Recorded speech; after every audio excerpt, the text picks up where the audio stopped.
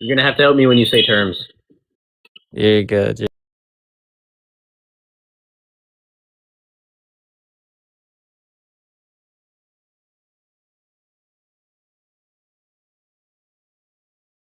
Some Orthodox people on this app affirm divine simplicity insofar as it's not Thomistic divine You're gonna have to simplicity. help me when you say terms. You're good. So, Wait, can you hear me? yeah, I can hear you. We just heard, I guess, the YouTube come through there. Yeah. Go ahead. The doctrine of divine Some simplicity. Orthodox people on this app affirm divine simplicity insofar as it's not Thomistic divine You're gonna simplicity. have to help me when you say terms. You're good. So, I just hear myself. Wait, can you hear me? yeah, I can hear you. We just heard, I guess, the YouTube myself say the same thing again. Yeah. Go ahead. The doctrine of divine Some simplicity. Orthodox people on this app affirm divine I'm simplicity so insofar as confused it's what's not happening.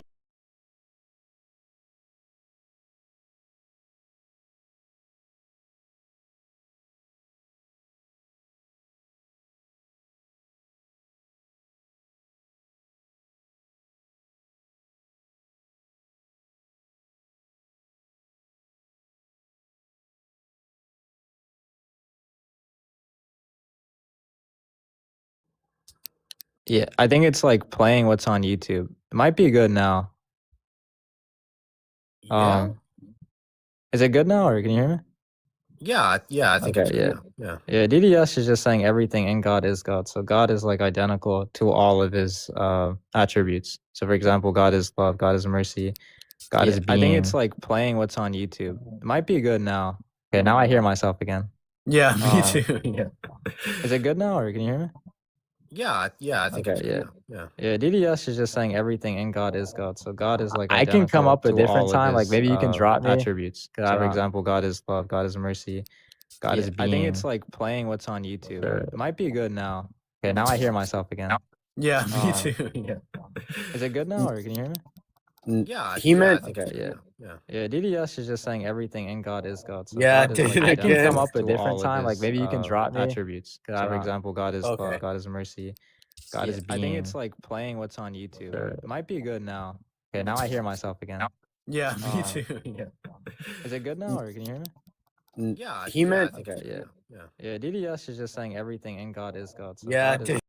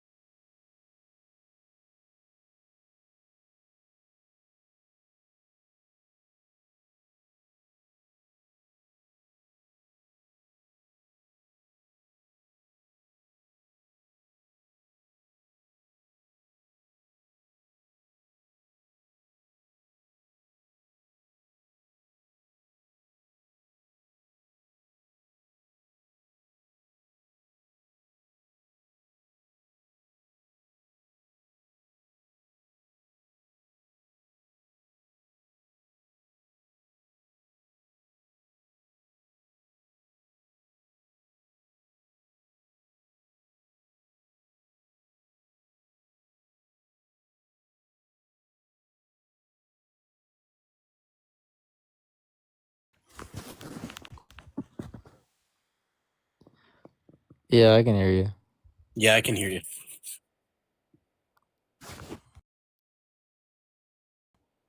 Yeah. Yeah, well, DDS is just saying that everything in God is God. God is identical to all of his attributes. God is simple. He's not composite. Maybe there's like formal distinctions in God, like among the attributes, like they're of the same being, but they're just like the EOs would just say there's a type of formal actual distinction going on there. So yeah, Catholics would have a different understanding, but yeah, that's what DDS is just saying. So I guess I don't know. I would have to. This is where my like model of theism needs to be. Can you hear me on YouTube?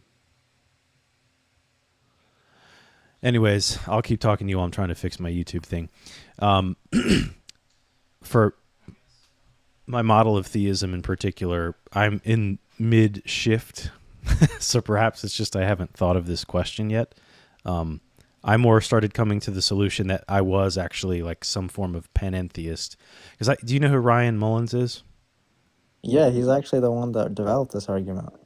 Okay. So you mean the argument against classical theism? Yeah. Right. So the alumnus. This is where he was like the first guy I started to listen to with the issues with divine simplicity outside of William Lane Craig. And I thought the arguments against it were convincing. I thought Joe Schmidt, I watch his channel quite a bit, Majesty of Reason. I thought he gave some arguments that were very convincing against it. I didn't find Edward Fazer's arguments for it very convincing. And so now I'm trying to understand what the Eastern Fathers' view on this is, because it's not the same as the West. I'm not sure. How do I say? I'm not sure if they would say God is not composite per se, but I don't know where the reconciliation would be then. So this is just something I'm not prepared to go into yet, I guess. Okay. Are you inquiring into Eastern Orthodox? Like, do you align more with Eastern Orthodoxy? Somewhat, yeah. Okay. Yeah. Well, I guess then, like, my objection would just be, for that view, according to the Eastern Orthodox Church, normatively, there's no salvation, like, outside of it. Which that's is not to say that problematic for me. That's not to say that, like, God can save people that are not in it, but, like, normatively. And also, they also hold the view that if a baby isn't, like, baptized, yeah, or, like, an infant isn't baptized, they're just, like Nissa has this view, in which they're not in the same hell. Wow. They're not in the same hell as, like, eternal hellfire, but they're not in heaven. Right. So you could say that they're still in hell, yeah. So does he say it's like Dante, where they go to limbo, which is the first layer of hell, where there's no punishment on them, they just have no hope of going to be with God, something like that? They would hold the view. Give me 1 second. Okay.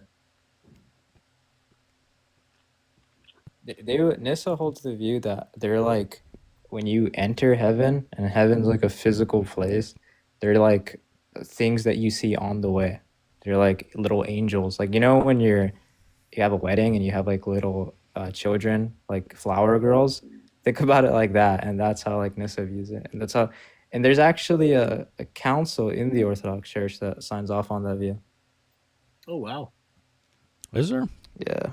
Okay. Yeah, I was. Okay. I actually was talking to this Orthodox person, and he was telling me that, and he showed me the council. Okay. Well, that's part. There are certainly things that I disagree with from the Orthodox perspective, which is why I haven't converted. I think like the perpetual virginity, that just seems very strange and unnecessary. And they'll tell you, well, your Christology's off if you're not taking this view. I'm like, is it? Did Mary also have to be? Does Mary have to be forever a virgin? Does that really make her more holy? And then like the evidence behind it is the Evangelion of James, which is not written in the time of eyewitnesses. That's just kind of church tradition says it's true. And I am a Christian. I take church tradition seriously, but some of the church traditions seem to be more to justify a dogma or justify some form of sacrament or something like that, or just some belief that's not necessary for salvation. So I never even understood like the sacred tradition. Like, how do you even determine which sacred traditions are true? And then they would say, well, the church decides what sacred traditions are true. How do you know the church is true? Because the scripture is true. So it's like, it becomes like, for example, in Against Heresies, it says that Jesus died when he was 50. So it's like, but they would like just reject that. Irenaeus, yeah. Okay, I haven't read that, but That's weird. That would be the only Yeah, I mean, person who says that.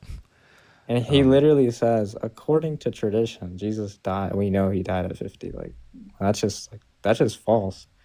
So it's like really right. depends on what they mean by tradition, and yeah, it's just gonna be circular. Well, But there's I don't know. definitely some problems with just saying tradition, like adhering to tradition as the authority. Um, and there's do you know who Christopher Cluse is? No. He's a philosopher that recently his old channel title on YouTube was the Christian Philosophy Academy. Now it's the Protestant Philosopher, and he's been taking on a lot of these epistemology challenges with like tradition, like defending sola scriptura, and then kind of targeting the Catholic and Orthodox view on the church authority. And he kind of the argument he makes is actually pretty strong. It's kind of like what you were leading to there, and I think it's pretty strong. Is that their epistemology is kind of circular, at least like You know who Faith because of reason is?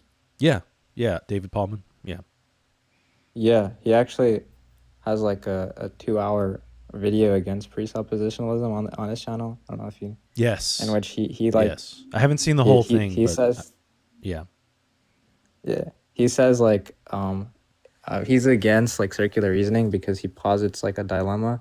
Can the reasoning behind like the justification within a set of premises be circular? If no, then it doesn't have to be circular. If yes, then it can just like be rejected. interesting. I'll have to finish. I remember starting to watch that. I like his channel a lot. Yeah, I mean, did you see the debate between the on Sola Scriptura between there is this Anglican guy and then there's like this Thomist. Uh, Mm-mm. his name was Remember their like names? DoorDash Thomist versus. Uh, What was the Anglican guy's it was a name? pretty high tier debate. What'd you say? What was the Anglican guy's name? Well, I can find it out. I was watching on YouTube. Give me 1 second. Yeah, okay. The DoorDash Thomas sounds familiar, but I don't know about the Anglican guy you're talking about. But that would be interesting to watch. But I really like David Paulman. He has some really good content. I remember watching his. He has a good defense, I think, against the critiques of substance dualism. His Yeah. his gospel reliability videos are really good. I think he's a pretty This right underrated here. guy, sadly. This was about Sola Scriptura, Anglican aesthetics versus DoorDash Thomas. This was a pretty good Oh, debate. yes, Oh yes, wow. yes, yes. Okay. I know that channel. I found it. I know Yeah. Anglican Aesthetics. I know that channel. Okay. I'll have to check that Yeah. out. I didn't know that. Okay. Thank you. I'm about to So, get into a scripture debate at a Catholic church. oh yeah. So I need this. So let me ask you, what do you want me to call you, LARP, or what do you go by? Yeah, you can just call me Larb. All right, LARP. What were you ever a Christian at one point, or have you always been agnostic? Yeah, I was a Christian. Yeah. Okay. So what turned you agnostic? Probably what really did it for me was knowing that, like, in heaven, according to like a lot of theological traditions, you actually just like don't remember anything, like, in the carnal life, in the life that we have now. And so when I like thought about that, like really deeply, I was like, damn, I'm gonna like, I'm just not gonna like think about my girlfriend. Like, I love my girl, I love my dogs. I kind of want to like think about them, right? And then like it's probably like more POE stuff, like evidentiary problem, that type of stuff is what turned me off away. Okay. Yeah, I'd like to know what from the scriptures would say that you go to heaven and you don't have any memory. Well, like for example, remember how in the Bible someone asks Jesus, let's say a woman has like 6 different husbands, right? And Jesus responds by saying, "You don't have to worry about things of that nature when it comes to heaven." He And a says lot of there's no, fathers have. he What'd you says say? there's no marriage in heaven. You know, people are like the angels, but he doesn't say you lose your memory though. That's not the same thing. Yeah, Um, that's why I said like a lot of theological traditions would say mhm. that like you kind of just you don't like recognize. I mean, I guess but the thing People, is like yeah. the people that say that like you do gain your memories though. There isn't really like historical backing for those people. I mean, if you're like going at it from like an evidentiary approach. What do you mean, like near-death experiences? People say they lost their memory or something. Nah, I mean like there's no like early Christians that say you like gain all you have all your memories in like heaven. That's Even interesting. up to Probably like should look in that. Yeah, but are there are there early Christians that you're saying there's none that say you do keep your memories, but there are some that say you don't.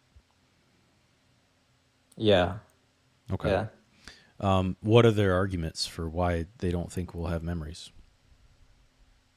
Well, they would say from the top of my head, it's been a minute, but I remember reading an Origin.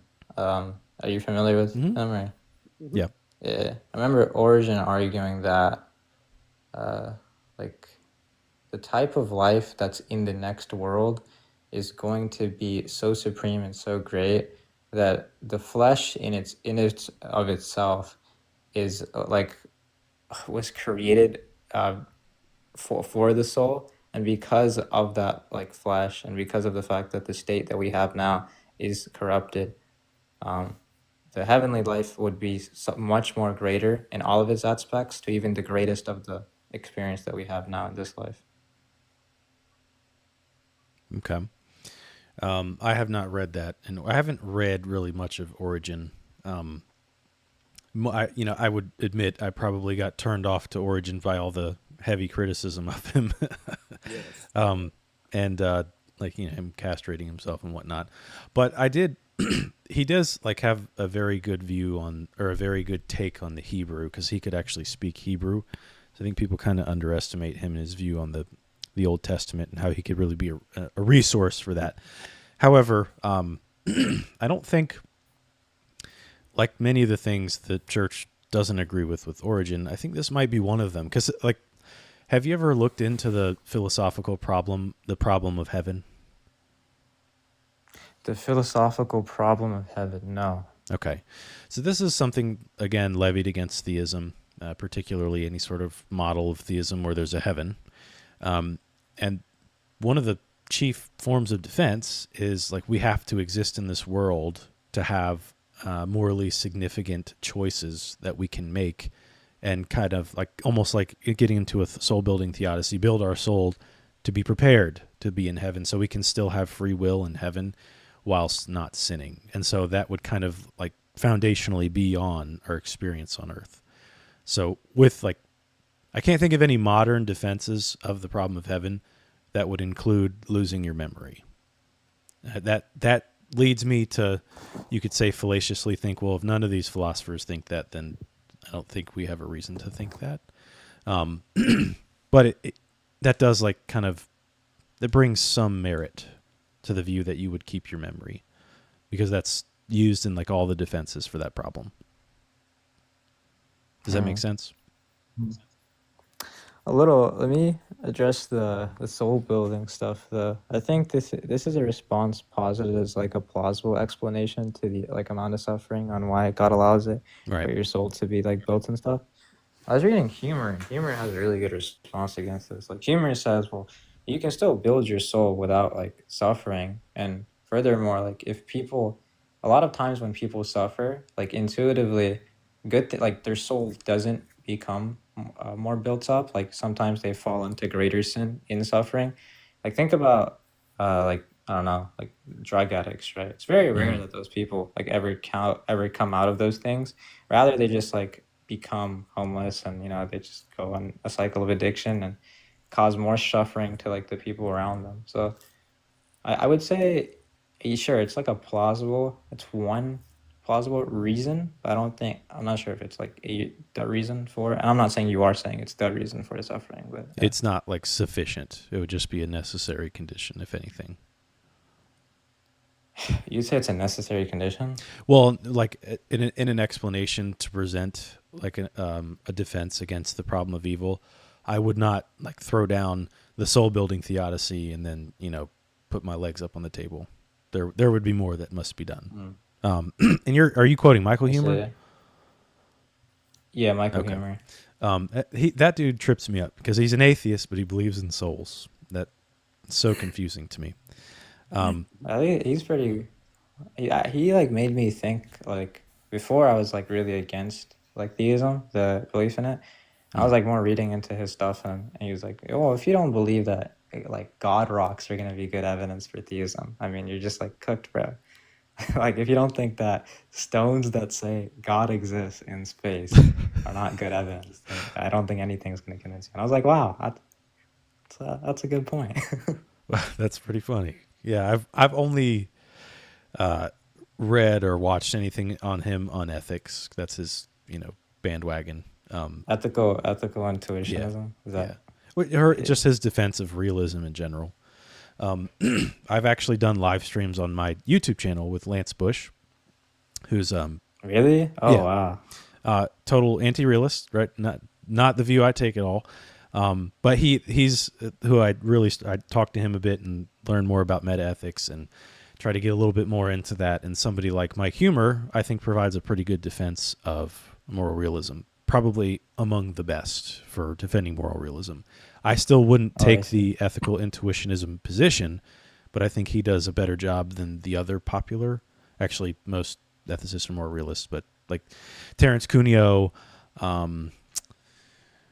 what's that other guy's name? Eric Sampson. Yeah, Samson's really good from what I saw. I thought he won the debate with Bush actually.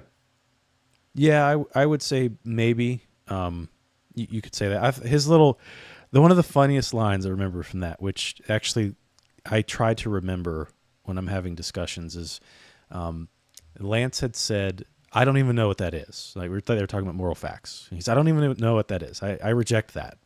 And then Eric Sampson said, "Well, how Yeah. can you reject something if you don't know what it is?" And that was clever. I've used that Yeah. in my reasoning since. But I Well, think, I have an idea. yeah, Maybe go I ahead. can give you like a biblical objection maybe that you could engage with if that's okay with you. To moral realism? Oh no, like maybe this is like a different topic kind of, but What to the topic? divinity Yeah. of Christ. Okay, go ahead. Yeah. Are you familiar with Proverbs 8:22?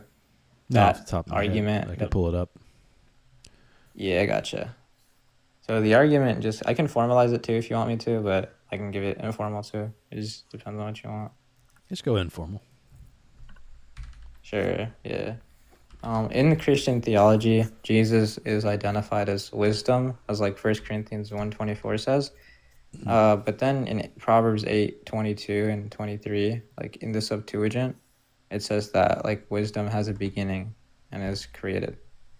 How would you like respond to that type of that argument? And this is going to be, obviously, I've not done work into this, but if I were to guess, I'm looking at Proverbs 8 right now. You said Proverbs 8:22? Yeah, 22 in the Septuagint. Honestly, I actually don't mind if you use the Hebrew either. I'm not gonna press you on that. Yeah, that's what Arius of Alexandria used to try to push Arianism. And Yeah, yeah. Athanasius debated him on that. I don't know exactly what Athanasius said, but that's what he had to deal with. I can tell you what he said if you want me to. Oh, dang, bro. Okay. Somebody's He read the said Council of he Nicaea. said Go ahead. well, it's not. This wasn't in this was in one of his letters. He said that if God had a wisdom, there was a time that he didn't have a wisdom, so that means God changed, and that would be impious to say, which is why like that argument was like rejected. But like coming from my perspective, like if I don't accept like Christian theism. So I'm saying like how would you reconcile it? I would guess that there's, because if I read the NASB, right, I don't have a Septuagint, I don't speak Greek, so I couldn't read the Septuagint verbatim. But the Lord created me at the beginning of his way, before his works of old. That's what I'm reading for Proverbs 8:22. And from eternity I was established, from the beginning, from the earliest of times of the earth. So I guess this person, the me that we're talking about, is, I don't think that's talking about Christ. I think if anything, this is Solomon talking here, but about himself. But are you saying that that's about? I guess give me a translation I can see that would clearly lay that out, because I'm not seeing it. Sure. I think the ESV says it like how he was created at the beginning of his works. Your contention is that I don't think that's Christ. I think that's maybe you're saying that that's Lady Wisdom. Um, like how I would say, or like what the response is given is in like Christian history, like many of the fathers interpret this. Yeah, The fathers don't say that Christ has a beginning or that Christ is created, but they do say that like he is the one in Proverbs 8. Like they reject that he has a beginning, right? But they identify wisdom to be Christ in this verse. And I can like show you if you want me to, but like I can show you I where mean, they I'll take your identify. word for it. I just feel like that Yeah. would be. Here, let me see. Hold on a second, because I see when you go up to like verse 12, it says, "I, wisdom, dwell with prudence." Let's I see. heard one response in which this is just talking about the begetting of the son. He was like this is just talking about him being begotten. That's Right. what Origin says on this. Oh, okay. Origin says that. Okay, so that's pre-Nicaea. Let me see. Yeah, I have his book right here. I can show you where he says it. Let's see Okay. here. So you He says mean it's was begotten, as in Philippians 2? That's when he submitted to the Father as the Son. Wait, what'd you say it again? Sorry. Is that like a reference to Philippians 2? That's his submitting to the Father, is him being begotten as the Son. It's like the second person of the Trinity taking the role of the Son. Yeah, he was just saying it's a hypostatic property. It's not ontological. There's not a distinction in ontology. With what? Can you say that again?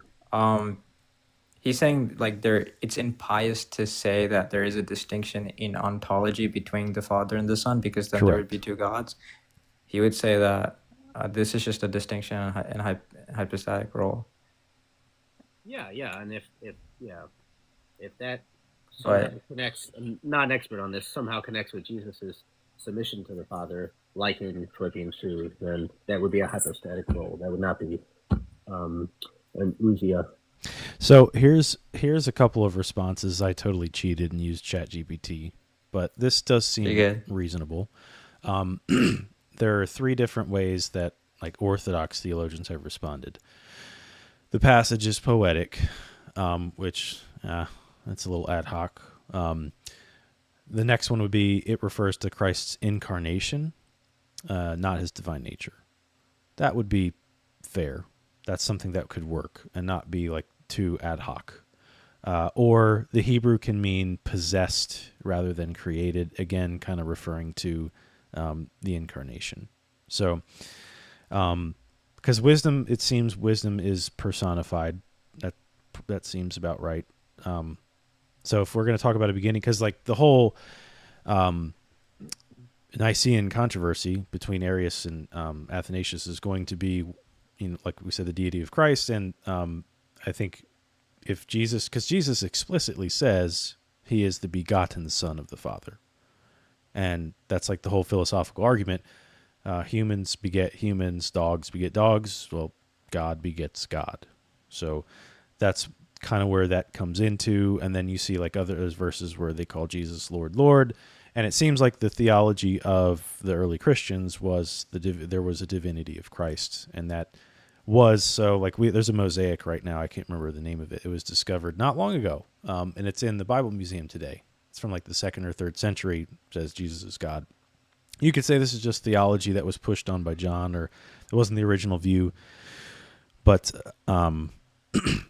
I think the second solution, which is that the beginning would be his incarnation, that would be fair, and that could work. That's a plausible solution to the problem. Sure, yeah. Well, the thing with the possessed and the created thing, that's actually a debate right now in the scholarship that's like heavily debated. Right. Like there's, according to the Septuagint, it would just say create, but I mean, some people would just reject some parts of the Septuagint, like in Isaiah 9:6, for example. The Septuagint is pretty problematic because it doesn't say mighty God in it. And the second thing, which is the incarnation, I guess in order for that to work, and I'm not saying you probably, I don't know, this is probably like one of the first times you're raised with this objection, so I don't expect you to have other like verses at hand or scholars that back up this. Or like fathers that back up this, but I guess that would just need, like, if you have like evidence as in scholarship, like church fathers and other verses that support this, then I could agree with that. I think that would be satisfactory. Well, I guess like you said, this would be the first time someone's brought it up to me. So, if anything, it seems like, I mean, if you're saying other verses, like verses that would specifically address Proverbs 8? No, just like bring up other verses that maybe show how Christ is God and show how it's more epistemically virtuous to say that this verse is having like your interpretation over mine. Okay, I got you. Like John 1. Yeah. So, well, there are, like you would agree, I would imagine, that John has a pretty high Christology. Yeah, I agree with that. Yeah. Okay. So let's put John to the side for now, because I think John has a very high Christology. But let's take the most skeptical approach and just focus on the synoptics. So the phrase in Greek that Jesus says when the Pharisees are talking to him in John, and he says, "Before Abraham was, I am," right? That's ego ami. That's the claim to deity John is saying. When Jesus is in the boat, or when Jesus is approaching the disciples, and he's on the water, and the sea is going crazy, or in the storm on the boat, right? The phrase where he says, "Behold, it is I," that you usually see in most translations, the Greek there is actually ego ami. It's the same thing. And if you look, there's tropes within the Hebrew Bible that only God can control the sea. It's a specific Hebrew trope. He says, "I am." That is a claim to divinity. A second example I can give you is Jesus telling people to put him before his parents, like, hate your family over me. Like, put me in front of them. You can hate your family or reject them for me. You only do that for God. You see that in Josephus, and you see that in the Old Testament. The only thing that takes precedent over family is God. And so for Jesus to say that shows, for a Jewish context, first century, that is a claim to divinity. And you'll see a lot of mini tropes like this throughout the synoptics that you might not catch if you don't get the early Jewish context. Brennan, can you think of any examples? I can. Or go ahead. Yeah, I can. I can actually grant that, like, John has a high Christology, Hebrews has a high Christology. I can even grant that, like, Mark has, if you fit it with John and Matthew, has pretty like high Christologies too. But okay. I guess that would provide evidence for the interpretation. Like, I could grant that Christ is God, right? But the critique is that in another that I'm raising is in another place, if we put two verses together, it shows how he's not God. And so the verses that you brought up show how he is God, right? And so I guess, like, I'm gonna, like, need evidence for the fact that verse in Proverbs specifically, I'm not saying like verbatim or anything, right, is more epistemically virtuous in my interpretation, given that, like, I can cite scholars and fathers that say this. Okay. Like I said, I don't have any fathers. I imagine, like Brendan had mentioned, Arius brought this up, so obviously it was addressed at the Council of Nicaea. And of course, can you still hear me? I know my camera's frozen. Yeah, I can still hear you. Okay. So, if that's the case, I would have to do some research into getting the exact quotes from the church fathers that would, go in position in my favor. But I wouldn't want to do that just so that way I could search my view. I would want to, like, be epistemically humble here and say, what do the church fathers say? If I were to say, though, like, from looking at what's more epistemically virtuous, we could say, we could first ask, like, the first epistemic virtue I always think of is simplicity. So do you think it's simpler to say that in this case that it's saying Jesus was created? Do I think it's more parsimonious to say that Jesus is created? Yeah, I would say so. Okay. Now, would it The be reason fair? why? Well, go ahead. Yeah, go My ahead. bad, my bad. No, you go ahead. Oh, yeah, the reason why is because, I mean, on a plain reading, that's kind of what it says. But I know that, like, hermeneutics don't work in a way in which you just read the plain reading and develop a doctrine off of it. Like, you don't develop theology off of one text. Right. But yeah, it would be more parsimonious, though. It would more. And parsimony just means simple. It would be more Yeah, simple yeah. to say that it does mean it in the original meaning. Okay. Because I would say neither. I don't think either necessarily, because we're already using the phrase wisdom as interpreting it as Christ, whereas the interpretation of Christ being wisdom would actually be less simple than another way to look at it. Like I could see one saying you're positing a theology that's not necessary, and it could just be talking about. Oh, I see. Yeah.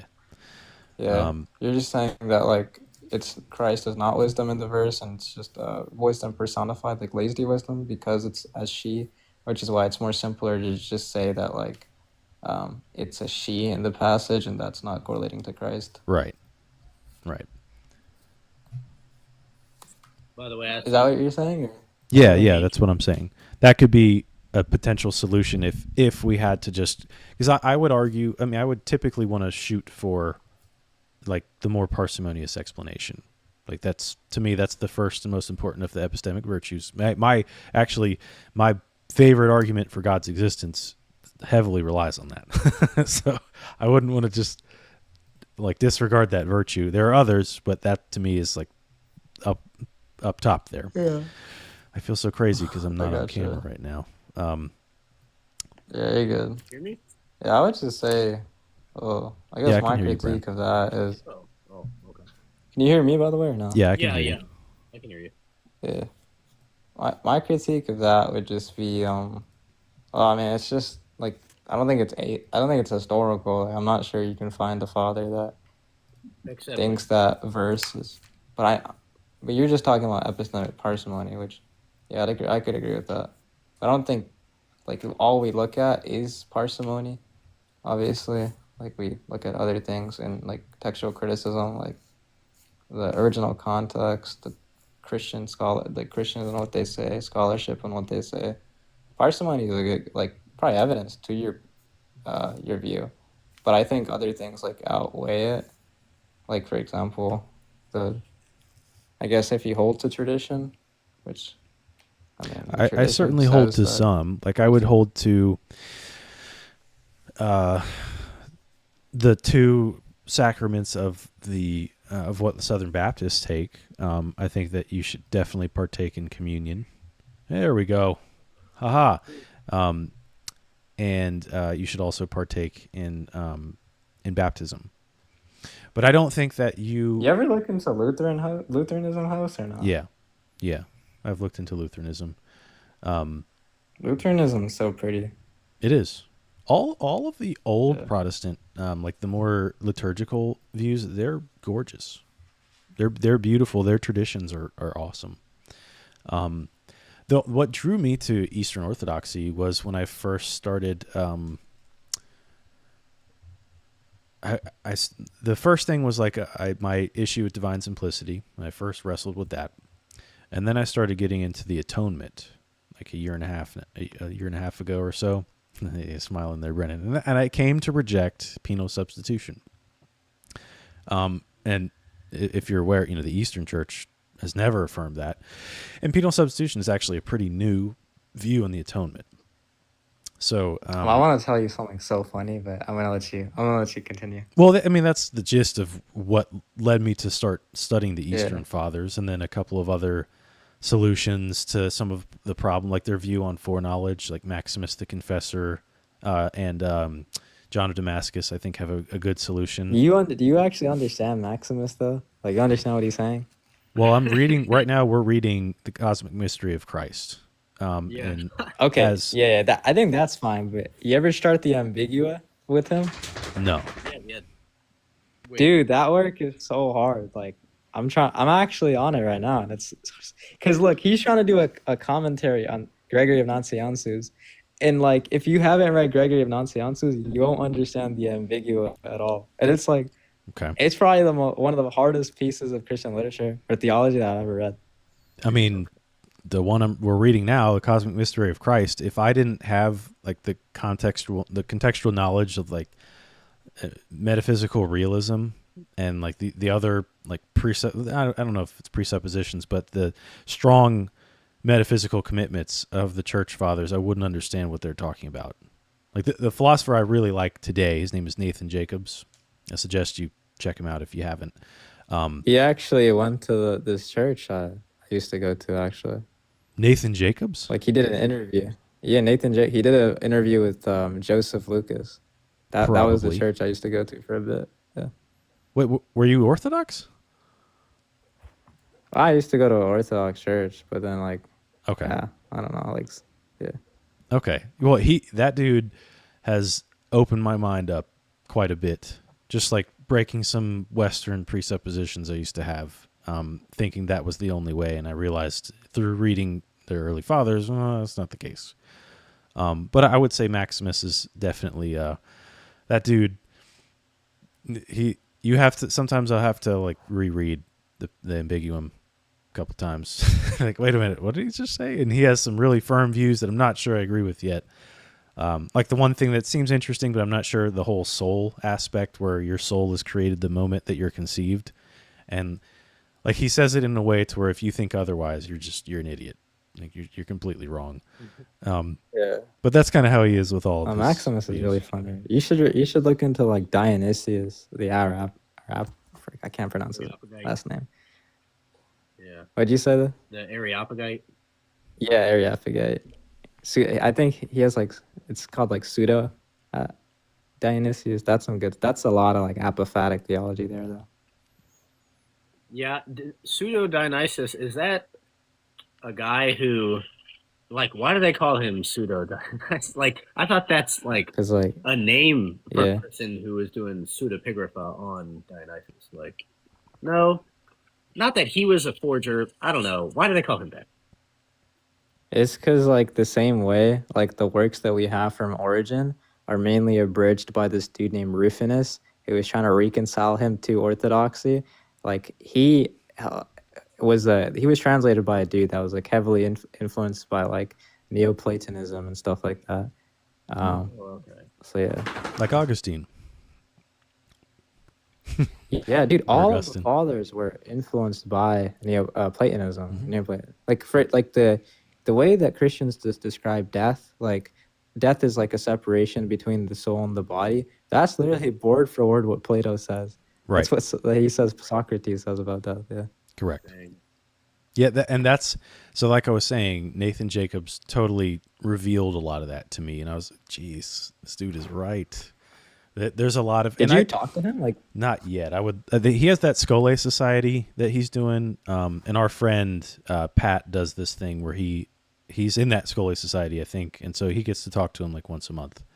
I need to just fork over the cash. It's not cheap, but if you sign up for it, then you get to do that, so I can ask some tough philosophical questions. Because that I specifically about what we're talking first. What is, or maybe you can tell me where should I read on the Eastern Fathers' view of divine simplicity? Just like Nyssa, Basil. So there's this. Yeah, well, I'd say read Nyssa's works, read Basil's works, read the Cappadocians. Okay.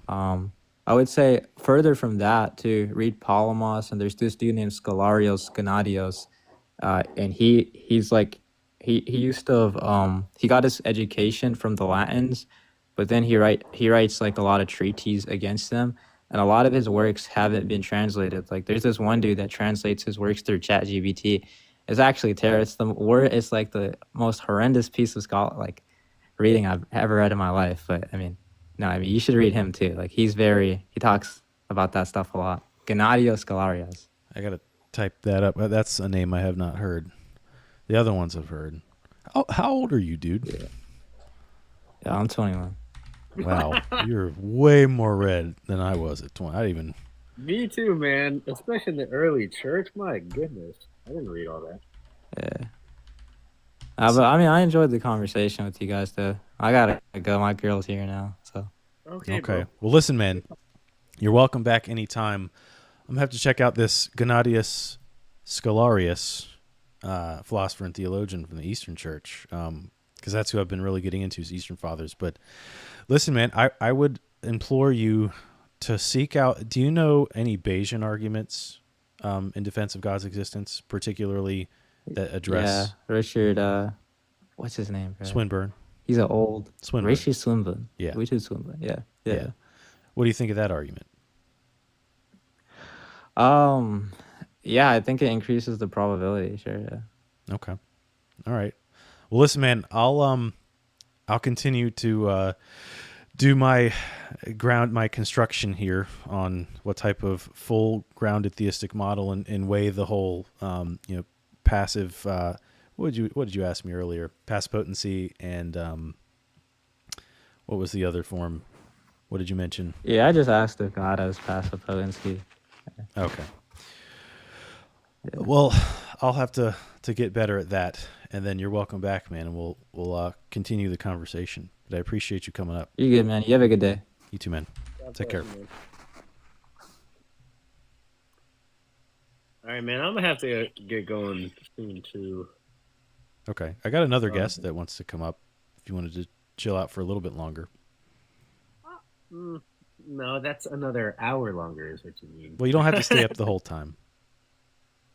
I'll just listen a little bit, but I was going to say that last dude was really well read, especially for being 21, and also is agnostic, which is interesting. Like, my wheelhouse is a whole lot more evidential. Well, I don't know, just I guess more of a sciencey approach than a philosophical approach, and I'm like, we could have totally. I want to know what he thought of the resurrection, or like Gary Habermas's view of the resurrection, or anything like that, or the Shroud of Turin. Even I would like to have known that stuff. He'll come back. He's a cool dude. He'll come back. Yeah, all right, Ski Mask Guy, how are you? I'm pretty good. How about you? Doing well. What do you want to talk about? I guess I'd go with God exists, Christianity is true. What's stopping you? Yeah. Specifically me, I would say that I remain unconvinced. Okay. And that's my primary reason. If you could give me 2 minutes, I have to step out for a quick second, but I'll be right back if that's all right. Sure. Go ahead. Alrighty, I have to check on something real quick, but I'll be right back. Okay. While you do that, let me talk about this dude. Ryan says the Shroud's a 1300 piece of art or art piece. That's not even debated. It is debated actually, because all that the Sturp team did was test the top left corner of the Shroud, which is, like, according to material, way different than the rest. A piece of cotton was sewed on later by nuns, and they did such a good job, nobody even knew. And the Sturp team didn't even know. But that was added at that time, 1300s, because a bunch of damage had happened to the Shroud. But yeah, now we know. And actually, there's a paper on that. There is a peer-reviewed paper that if you just Google Sturp team papers, it'll come up. Peer-reviewed paper on why that carbon-14 test is now invalid. So yeah, had to lay that out real quick. You talking about the Waxis study? No. This is not the Waxis. It's not showing that it dates to the 1st century. This is just showing that the carbon-14 test from the Sturp project was false. Oh, okay. Invalid. Yeah. Yeah. Okay. That's apologetic lies. Okay. I'm telling you, man. I don't know. Maybe I need to Google it. I forget the guy's name, who is the person who's the author of the paper. Should I just look that up real quick? Yeah, look it up. Sturp team papers. Is it this? Oh, maybe it is. Let's see if I remember his name.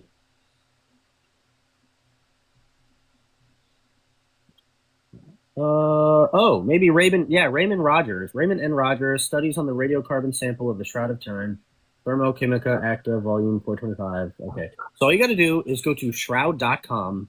I think /78 papers. Yeah, and it'll come right there. Plus, man. Okay, you say it's not a human natural form, right? I'll say this quick before the dude comes back, but we have just a superficial image on the shroud. No dyes, no pigments, nothing like that. It's just a slight yellowing of the fibrils, which are the small components on the top of the fibers, right? Like, what would cause that, especially from the 1300s, like, or century? What is going to cause that yellowing? You know, it's like you got to get some kind of precise radiation just draw out a person's image like that. Like that dude from the 1300s is amazing.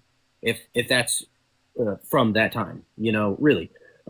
That's one thing that's hard with the shroud is how do you even explain how it got there? You know, okay, say the image is wrong. Still, how did it get there?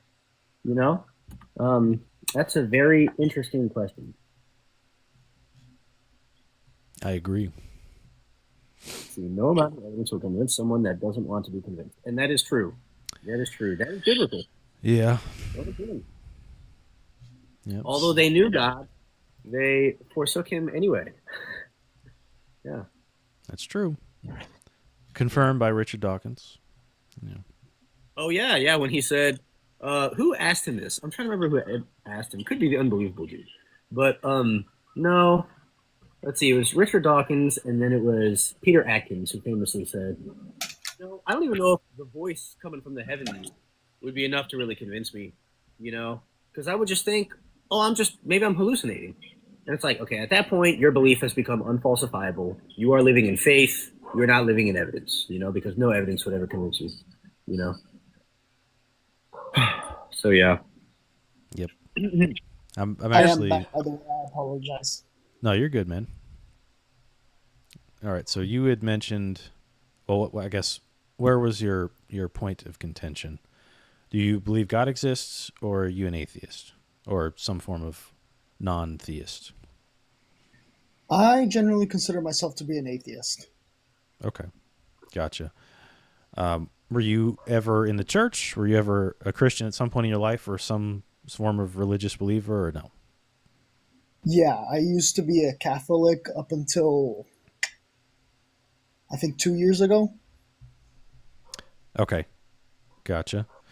And what was the the turning point? I guess I just, I was raised in it, and after I moved to college, I kind of got out of that culture, and I started questioning it, and then I just decided that it didn't really make sense to me. Okay. So, yeah, that's how I decided that I'm not convinced. So what didn't make sense specifically? I would say the idea of there being a God, this being that somehow is all powerful, all good, but still created this world that's full of evil, and I just don't really see any evidence. Okay. That's So, what I would say. do you think that a world that exists with life is more likely to be the case under a theistic hypothesis or an atheistic hypothesis? I would say that it's pretty difficult to judge those probabilities because we don't know what a non-life world would potentially. I find it very hard to judge that probability. Okay. So I guess the question would be to dig a little deeper. We can hypothesize, we can imagine a world without life. It's just the world we live in today, but without organic beings. So just, no buildings, right, and persons, and living beings, right? I guess my question is, why would we expect, under atheism, why would we expect there to be life? I would say because of the, millions of billions of years, eventually conditions were met and life began. Okay. but not that there is a necessary being that designed us. Okay. So is it possible, though, that even like with there being millions and billions of years, I mean, even trillions of years, that there might not be life? Yeah, it's possible. Okay. So really, there's not really, it's ultimately we're boiling it down to chance. If given enough time, given enough chemicals doing their thing, we're going to Right, eventually spontaneously produce life, right. right?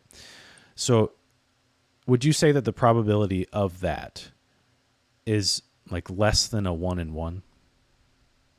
It's really, really low. Okay. Now, if theism is true, specifically a model of theism where there is a God who's capable of creating life, that probability would be a 1 in 1, wouldn't it? Right. Yes. So we would expect life more so under a theistic hypothesis than we would under an atheistic hypothesis, with that being said. Yes. Okay. So doesn't that seem kind of problematic for atheism then? Well, I'd say that just because under the theistic view, life is inherently, I don't see how that's evidence to see that there is a God. I don't, I don't see the. I mean, this is like a. It's. I need critical evidence, not just a philosophical argument. You know, theology claims that God interacts with us every single day. Where is he? Right? So if God interacts every single day, we shouldn't just need a philosophical argument.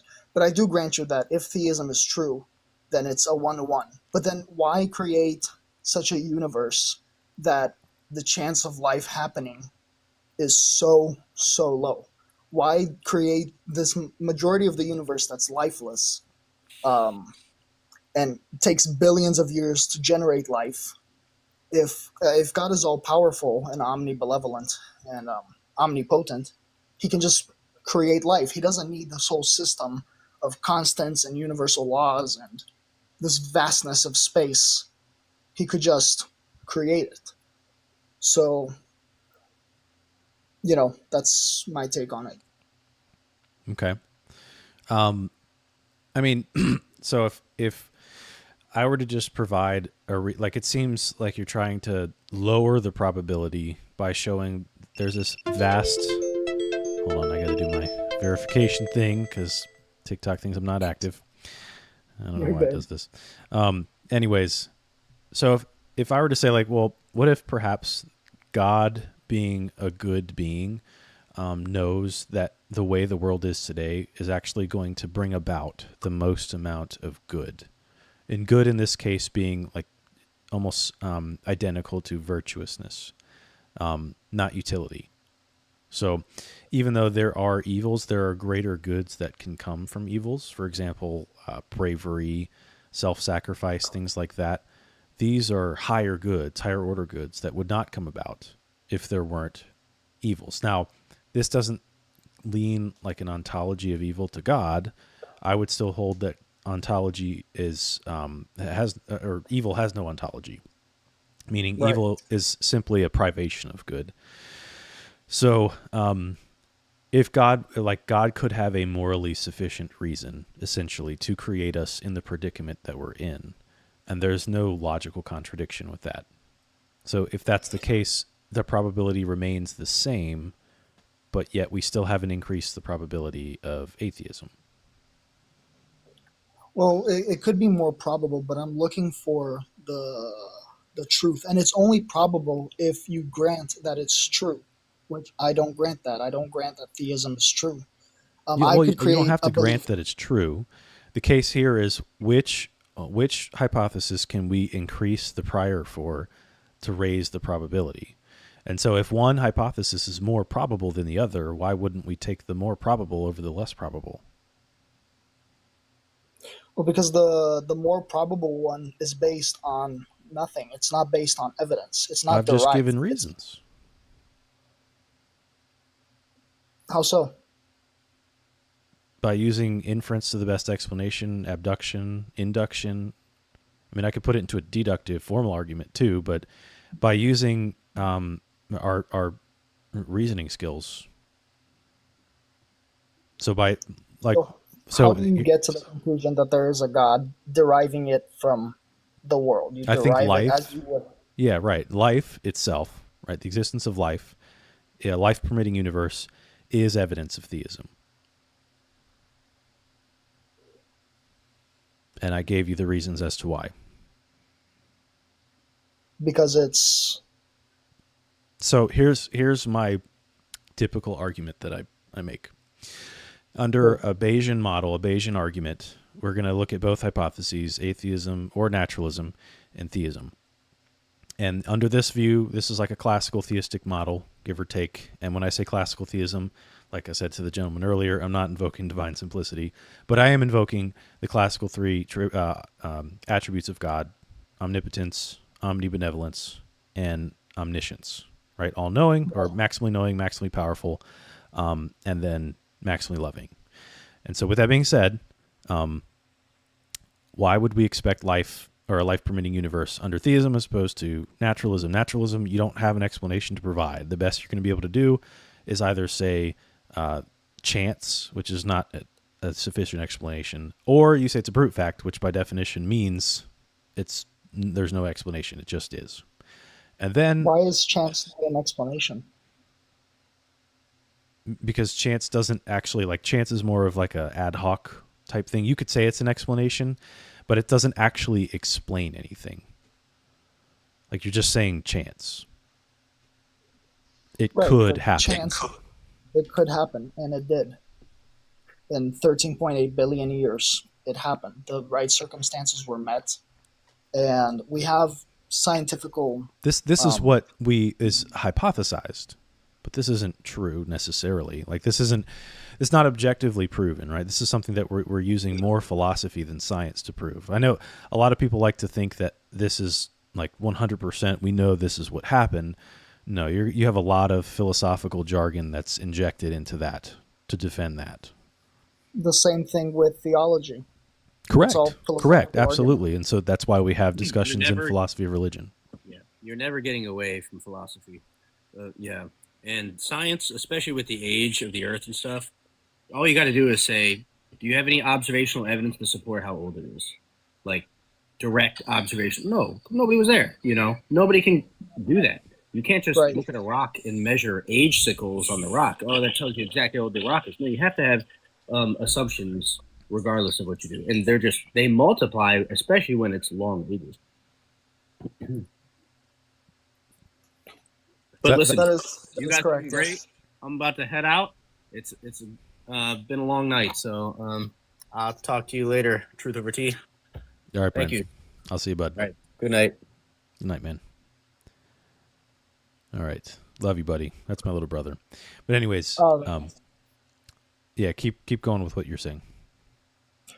Right. So basically, your whole argument is that because under theism, there's a God that will 100% make life. It's given.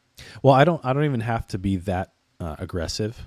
So what I would normally say is I could be more modest and just say, well, I think under the model of theism that I presented, if God is good, right, he's omnibenevolent, he would by definition want to create more good. He would want more good as opposed to less good. And if a universe exists, if a universe is life permitting as opposed to a universe that's not life permitting, a life permitting universe is capable of more good taking place than a non-life permitting universe.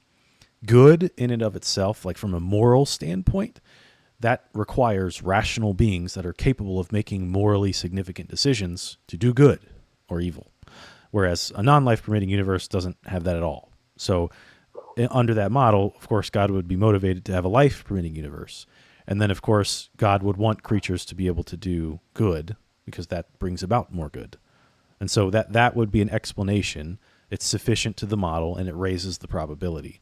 Even if you want to give it a 0.000001, it doesn't matter. It's still more probable than atheism or naturalism. This is true. Under theism, it is more probable, but you have two separate beliefs, right? You have atheism and you have theism. Under atheism, it's less probable. Under theism, it's more probable of life coming about. Right. But how do you determine which one to pick? Which one is more probable of actually happening, of actually being true? Well, we just did the exercise for that. So with the argument I gave you, the evidence is in favor of theism. So we could go over other things like the problem of evil and say that that might lower the prior probability of theism and increase the prior probability of atheism. But if I can offer a sufficient explanation for why there is evil, then it wouldn't do anything. It wouldn't tip the scales. It'd remain the same. So the argument you're proposing, just to make sure that I understand, is that under theism, a life permitting universe is highly probable, and It's that under atheism, it's extremely improbable for life to come about. So I'm starting even more modestly.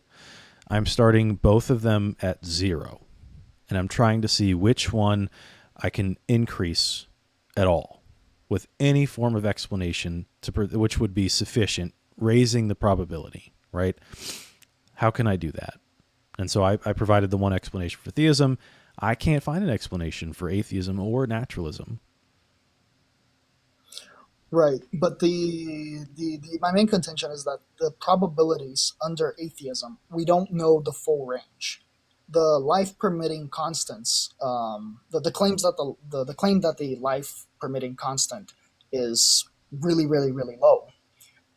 It kind of assumes that the the values that are possible, right?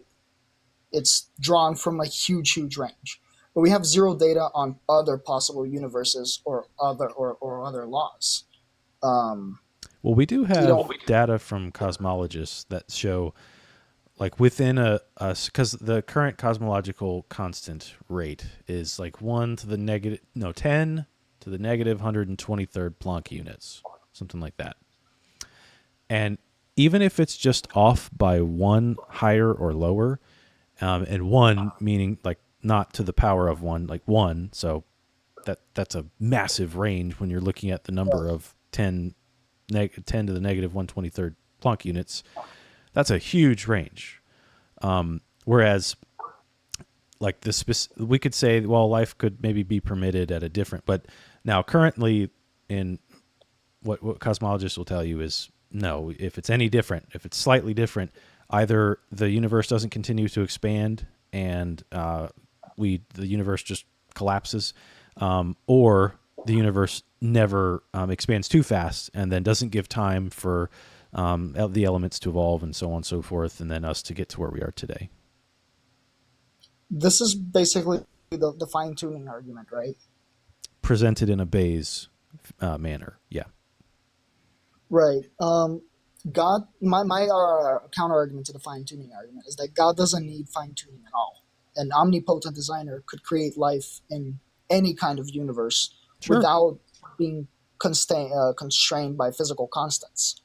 He doesn't Possibly. need gravity or electromagnetism. So why impose such arbitrary restrictions on an omnipotent being?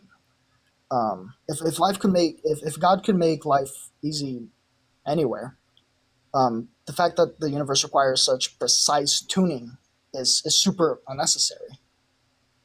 So, yeah, this is going to be the argument that God could have created life in another way. Why did he do it this way? But this is what this ultimately boils down to is like, why didn't God make the universe better? And the problem with that is this is like an infinite problem we never run into.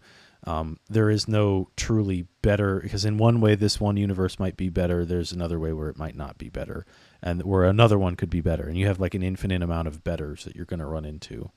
So this doesn't actually present so much of a problem, because again, we go back to the original solution I offered earlier for the problem of evil, which is God could have a morally sufficient reason or an intellectually sufficient reason to create the universe in this manner with these restrictions, because it would bring about the most good. And what possible reason could that be?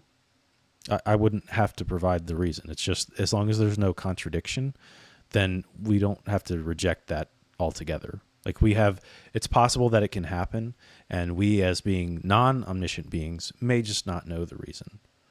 And so even if we don't have access to it, I'm trying to take the most modest approach here possible. Right. So we could just say that this, as long as there's no contradiction, right? No violation of a law of logic, that can't be done. Because obviously there are no such thing as married bachelors or square circles, things like that. Right. But that's not what's happening here. So if that's the case, if there is a reason, if there can be a reason, then if God is omniscient, we should posit that there is a reason, and we just might not know. And so that would be a defeater for the position from a logical perspective. So you're basically saying that God has a good reason to do this. That doesn't violate or have any contradictions. Thus, we can believe that and trust that God has a good reason for designing the universe with the constraints that he did and the... We have no reason to think that it's arbitrary, is what I'm saying. But they are arbitrary. They're bizarre and unnecessary to create life. He could have just gone ahead and created life without creating this universe that has life hostile aspects, empty space, deadly radiation and vacuum, suffering. It could have been a lot more simpler, a hospital, or less wasteful. And then you could say, well, God probably has a good reason for doing that. I just don't see the reason. That's okay. Basically saying, well, trust the big guy. So I don't. It's more presenting that it's not arbitrary. But if you want to continue to press the point, okay, I'll give you one in response that we'll get that you can get for this problem. This is called the identity theodicy. And so God, when he creates everybody, he wants all of us to ideally be the people that we are today. And so the identity that you have, right, that is construed of every single event in your life, along with the choices that you've made that have shaped you into the person that you are today, and your experiences will help you in your journey to who you are as an individual, right? So God knew that this world would create the most amount of people that would come to him through this identity, right? So he would know you by identity. And so that would be the best world for him to create for this specific outcome. But if God is all powerful, couldn't he just have created people who would always serve him, who are designed to choose to serve him? A world that he was obvious and that you didn't need all of these. You didn't need faith. An obvious world where God is obvious. Wouldn't that have been a better way? So this would kind of negate the free will aspect of things. So you can reject free will, but as far as like that's if God exists, right? Particularly in Christianity, he values freedom, and so freedom would be a mechanism at which we can actually choose to love God. If God creates us in a manner at which we are designed to serve him, we have lost the freedom mechanism that ultimately allows us to choose or reject him. Right? This would go ahead. No, sorry. I interrupted. Well, I was just saying, like, think of a situation to where somebody wants to, like get into a relationship with somebody in any circumstance, right? Obviously, that relationship has to be freely given. Like, love must be freely given, or else it's not truly love. You wouldn't want to like marry somebody and they say, well, I'm marrying you because I was genetically designed to marry you, or something like that, right? And then being like genuinely serious. You wouldn't want to marry somebody that was literally created, let's say in a tube, with this genetic predisposition to love you, as opposed to genuinely love you from their own freedom of their will. I completely understand that, but my main contention would be, why not make himself obvious? Why not, if he creates us to have the five senses through which we interpret most of the world, why not create something that we can make himself obvious to us so that we can see and touch and be like, hey, this is irrefutable direct evidence that God is real. Wouldn't that be a much better way of going about it than the way that he supposedly did, which is make himself incredibly hard to believe in, only through Well, philosophical arguments, really? that's the thing. Most of the world believes in God of some sort. You, my friend, are unfortunately you're in the minority, in the vast minority. Most people believe in God, so I don't think it's actually hard to believe in God. I think in our modern secular world, where we value science a little bit too much, and we've kind of rejected philosophy and theology, we come to this type of view. But let me get it to the heart of the issue. This is actually called the problem of divine hiddenness. Why does God appear hidden? Right. So it's possible that if God were more apparent, right? If God were to write in the sky, "I am God, I love you," every day with Yes. like a constellation or something, that it would be a little bit too obvious, and then you'd have people that would come to God out of coercion or out of selfish reasons, not out of true love and submission and obedience. Would he not know, though, that they are coming out of selfish reasons? He would. They're coming to... He would. Right, so he could just deny Right. them. Right.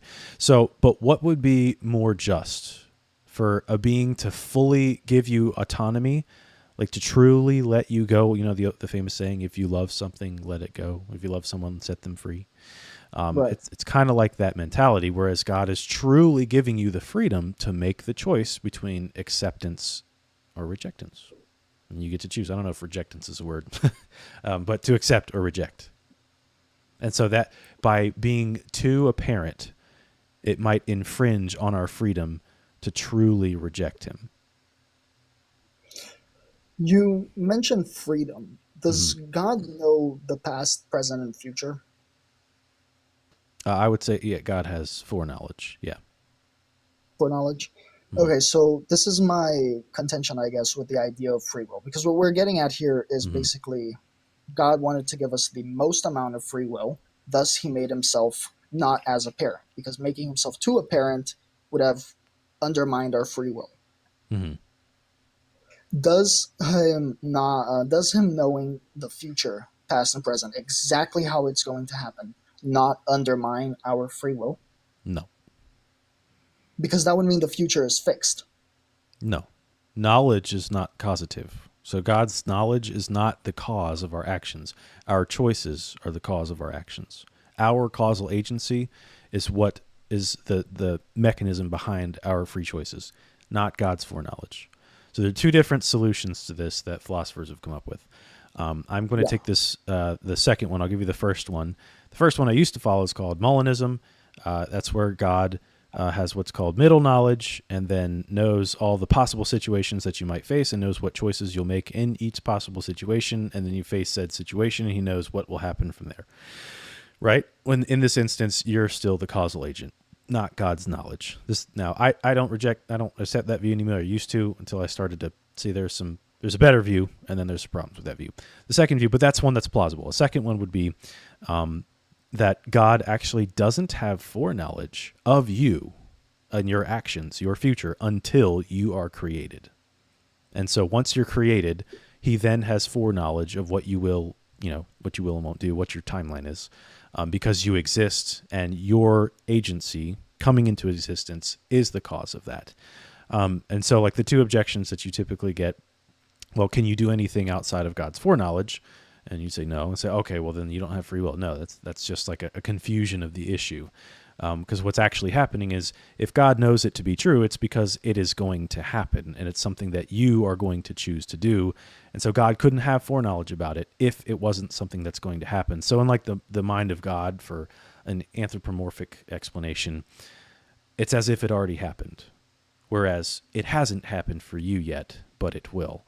Ultimately, though, you will be the causal agent. And the reason why God doesn't get foreknowledge until you come into creation is because you are that causal agent and you have to exist.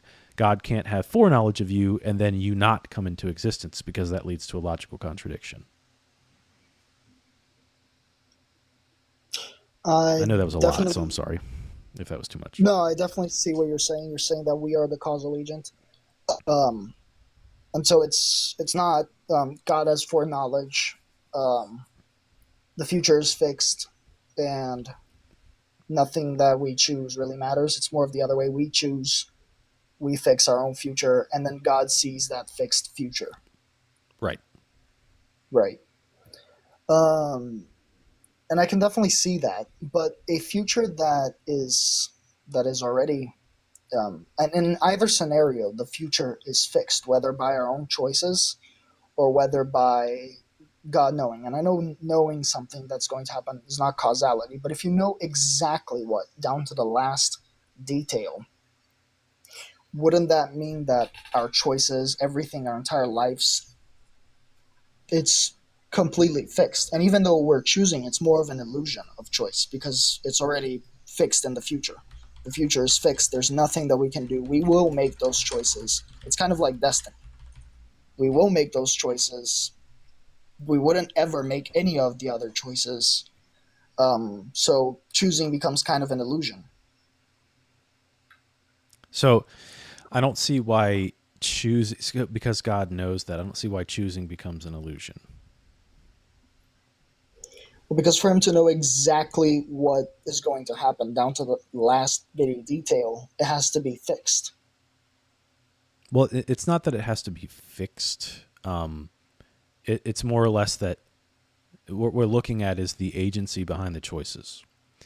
So even if, in the mind of God, it's as if it already happened because of his foreknowledge, that doesn't mean that we aren't the ones who are actually choosing that, and we're guided by this destiny. So this is essentially saying like our choices are done by us, the causal agents, but we are determined. So this is kind of like an argument for determinism, right? Yes. Okay. So this would kind of shift away from specifically philosophy of religion, although it is certainly intermingled with philosophy of religion. But this is more going to be in like philosophy of mind type thing, but not as much. I forget the specific field this would be. But so I think determinism itself is like kind of it's a very problematic view. So, because like, for example, the discussion that we're having, you didn't come to these conclusions that you have through reason. You came to these conclusions because of physical processes that are outside of your control. And so there is actually no way to reason. And so that to me seems like we can't even rely on our cognitive faculties if we can't use reason at all. So that the very view of determinism to me is almost self-refuting. Unless you're okay with accepting that we don't come to conclusions through reason. Well, I would say that in a world where God knows what is going to happen and the future thus is fixed because God knows exactly what is going to happen, it would be a deterministic world, and we would have the illusion by God. So we're now rejecting the causal agency with individuals. I would say that yes, you are having to reject, which is why this is my issue is basically the idea of free will cannot coexist with the idea of God and God's plan and God knowing, having foreknowledge. Because I've already given solutions to this. I've given you two. And your solution is that we are the agent. Knowledge is not causative. Our causal agency is the explanation to our choices and our actions. I can accept that. I can accept that explanation. And this is because you said you grew up in the Catholic Church, right? Yes. Okay. Like free will was unanimously accepted by the early church up until probably I don't want to say it was only when Calvinism came about, which is a view in Protestants theology, in a Protestant theology post Luther, John Calvin. There's some views in Catholicity that's or in like the Catholic Church that had some kind of theological deterministic view, but no, like by far the majority of the church throughout history has affirmed freedom of the will. Like that's been an essential goodness of us, of our creation, and God creating us is by giving us that free will. So there's no real reason to take to that view. Like this argument, this is a very I don't want to say low tier. That sounds like a arrogant thing to say, but this is not a strong argument. You won't find people in philosophy of religion, atheists, prominent atheists, they'll never bring up this argument because it doesn't follow when you look into the explanations for it. Like you'll see where it fails very easily. So this is not a problem that's taken seriously in philosophy of religion. So if this is one of the problems that's holding you back, man, well, we got solutions, baby. Come back to the church. Don't let this be the one. This is true. So we've determined that free will and God's foreknowledge can both coexist.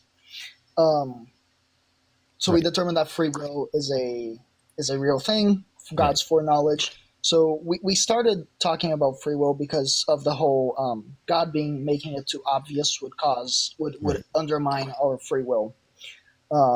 I still don't understand how God being too obvious would undermine our free will. So it wouldn't necessarily, like what it would do is it would influence us to think in a way that would be less good. And so if God knows that we would think better, because despite us having free will, right, we're the ones who are responsible for our choices, there's still, and this is kind of the misconception a lot of people have, I used to have when I was a compatibilist. There's this view that you don't have, like if you have any form of physical influence on your decision, that you don't have free will, right? And I'll give you an example. Let's say I fasted for 7 days, right? I didn't eat anything for 7 days. We're now on the 8th day. I'm starving. I have water, so I'm surviving. Yeah. But I'm starving. Is it impossible for me to go another day without eating? If you survive 8 days and you're just on water. Right. So if I've fasted for 7 days. Right. Right. Does it mean because my body is telling me you need to eat? You know, it's giving me all the physical implications of a starving person who hasn't eaten for 7 days. Again, I have water, so I'll survive if I choose not to eat for an 8th day. But does my physical reactions, does that make me have to eat on the 8th day? Or can I go an 8th day? Can I still freely choose to not eat for that 8th day? You can still freely choose. You can go against your own body. Right. Right. And that is a perfect example of free will. Right. Yes. So what I'm saying is, even though these physical, this bodily reaction, these sorts of things, like reactions with our brain, with our nervous system, everything else, this is still going to influence our decisions to a certain extent. Whether we choose to give in to that, what the old theologians would call the passions, that's our choice to make, right? So it's possible that we may give in to that more in a negative manner if God is less hidden than as to now. Could you repeat that last part? So I'm basically saying that it's possible that if God is less hidden, right? If he chooses to be more apparent, writing, I am God, yes, I love you in the sky every day, right? Then more people would give in to these passions than as opposed to less. More people would give in to the passions of the flesh, right? That's of the flesh, phrase, right? So, for example, let's look at religious history, right? Or not history in general, but let's look at the past corruptions within the church. Right. How many times have you seen political leaders take advantage of Scripture and use that for some political narrative? A lot. Right.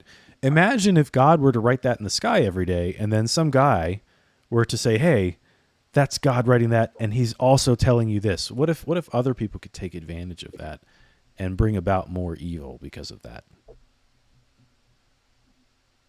Well, people already do that. People already... Right, and I'm saying it could be worse if that were the case. It's possible that it could be worse. Intervene? I mean, we already have a solution to all of this, which is heaven. So couldn't God just skip all of this, skip the test? He already knows who's going where. Just skip all of it, get us all to heaven, be the ultimate judge, and prevent evil. We were already not going to have free will in heaven because there's no evil in heaven. Well, no. You're not going to find any Christian theologian who says we won't have free will in heaven outside of Calvinists. Well, how can you have free will in heaven if there's no evil? Welcome to the problem of heaven. All right, we just talked about this earlier. All right, so I think there are like 4 decent solutions to the problem of heaven. Okay. The first one is going to be we have to exist, so it's kind of like a soul-building theodicy, where we have to exist. It would be best for us to exist here on this planet where we experience the possibility of making morally significant decisions. And this experience of making morally significant decisions builds our soul to the point to where we will be prepared or not prepared to spend eternity in paradise sinless. Whereas the ones who choose to build their souls in the proper manner will be prepared to spend eternity in paradise with no sin. Those who don't will not. So that's one solution that's been offered. Another one that's been offered is kind of like what I talked about earlier with Molinism. Now, this one I find a little odd.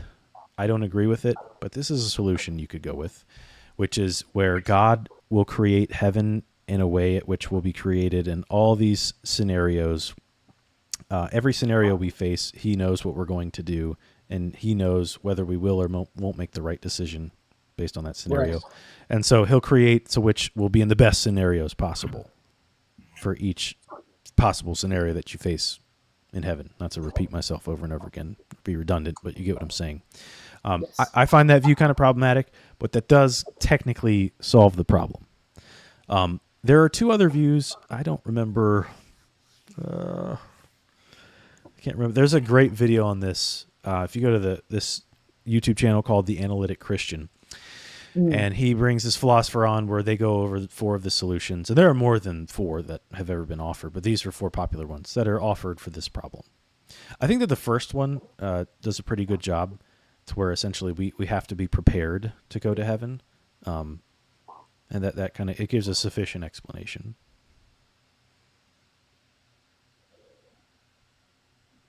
I understand. I'm thinking. That's fine. I mean, I certainly understand these explanations, and I suppose the first one is my favorite, that you're building your soul. Right. And then in heaven, there will be no evil, not because there can't be, but because our souls will be built so that we choose to not do evil. Right. And only those people who will always choose not to do evil will be allowed into heaven. Right. That explanation is that explanation makes sense. It preserves free will while also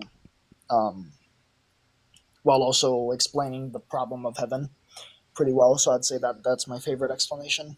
And that'll actually coincide too with hell. So, like maybe you as a Catholic probably grew up with a very Dante's Inferno-ish style of hell. Yeah. Which my brother, he recently read Dante's Inferno. Right. He told me I need to read it because he said it's a really good book and Dante's a brilliant writer. But that's It not is. really what is biblically descriptive of hell. You could Right. maybe derive that, but I think that like the most plain Jane way to explain hell is going to be the difference between those who choose to build their souls and those who don't want to, and those who want to remain Right. in a state of a soul that's not built in that manner. And so it's not even necessarily that we'll be in different places. Like there's this Orthodox priest I was talking to who said that we might coexist amongst each other. Just they'll be over here and you'll be over here and they won't see you. And they'll just be like, this is a weird example, but it was kind of funny. Like the people that are in hell are just like, imagine someone constantly holding their breath and refusing to stop, as opposed to you who's breathing and you're telling them to breathe and they won't listen to you. Right. So it's kind of an interesting analogy, but Yes, it is. it ties in. I guess the solution ties into both. But anyways, but it seems to me though, man, like you don't, you're not like fully. It seems to me like a lot of the problems that you had have more have been just. Has anybody in your church or your family or anybody you know ever talked to you in this kind of way, had a conversation going over these issues with you? They're not particularly knowledgeable on. They just follow the like they call themselves Catholic, but it's they don't really know. I would consider myself, believe it or not, the person who knows most about the doctrine out of my entire family, and about all the other things. Because when I started questioning, I looked into these things. I looked into Dante's Inferno, Thomas Aquinas, the early church fathers, everything. The Catholic Bible, the NIV, you name it, right? King James Bible.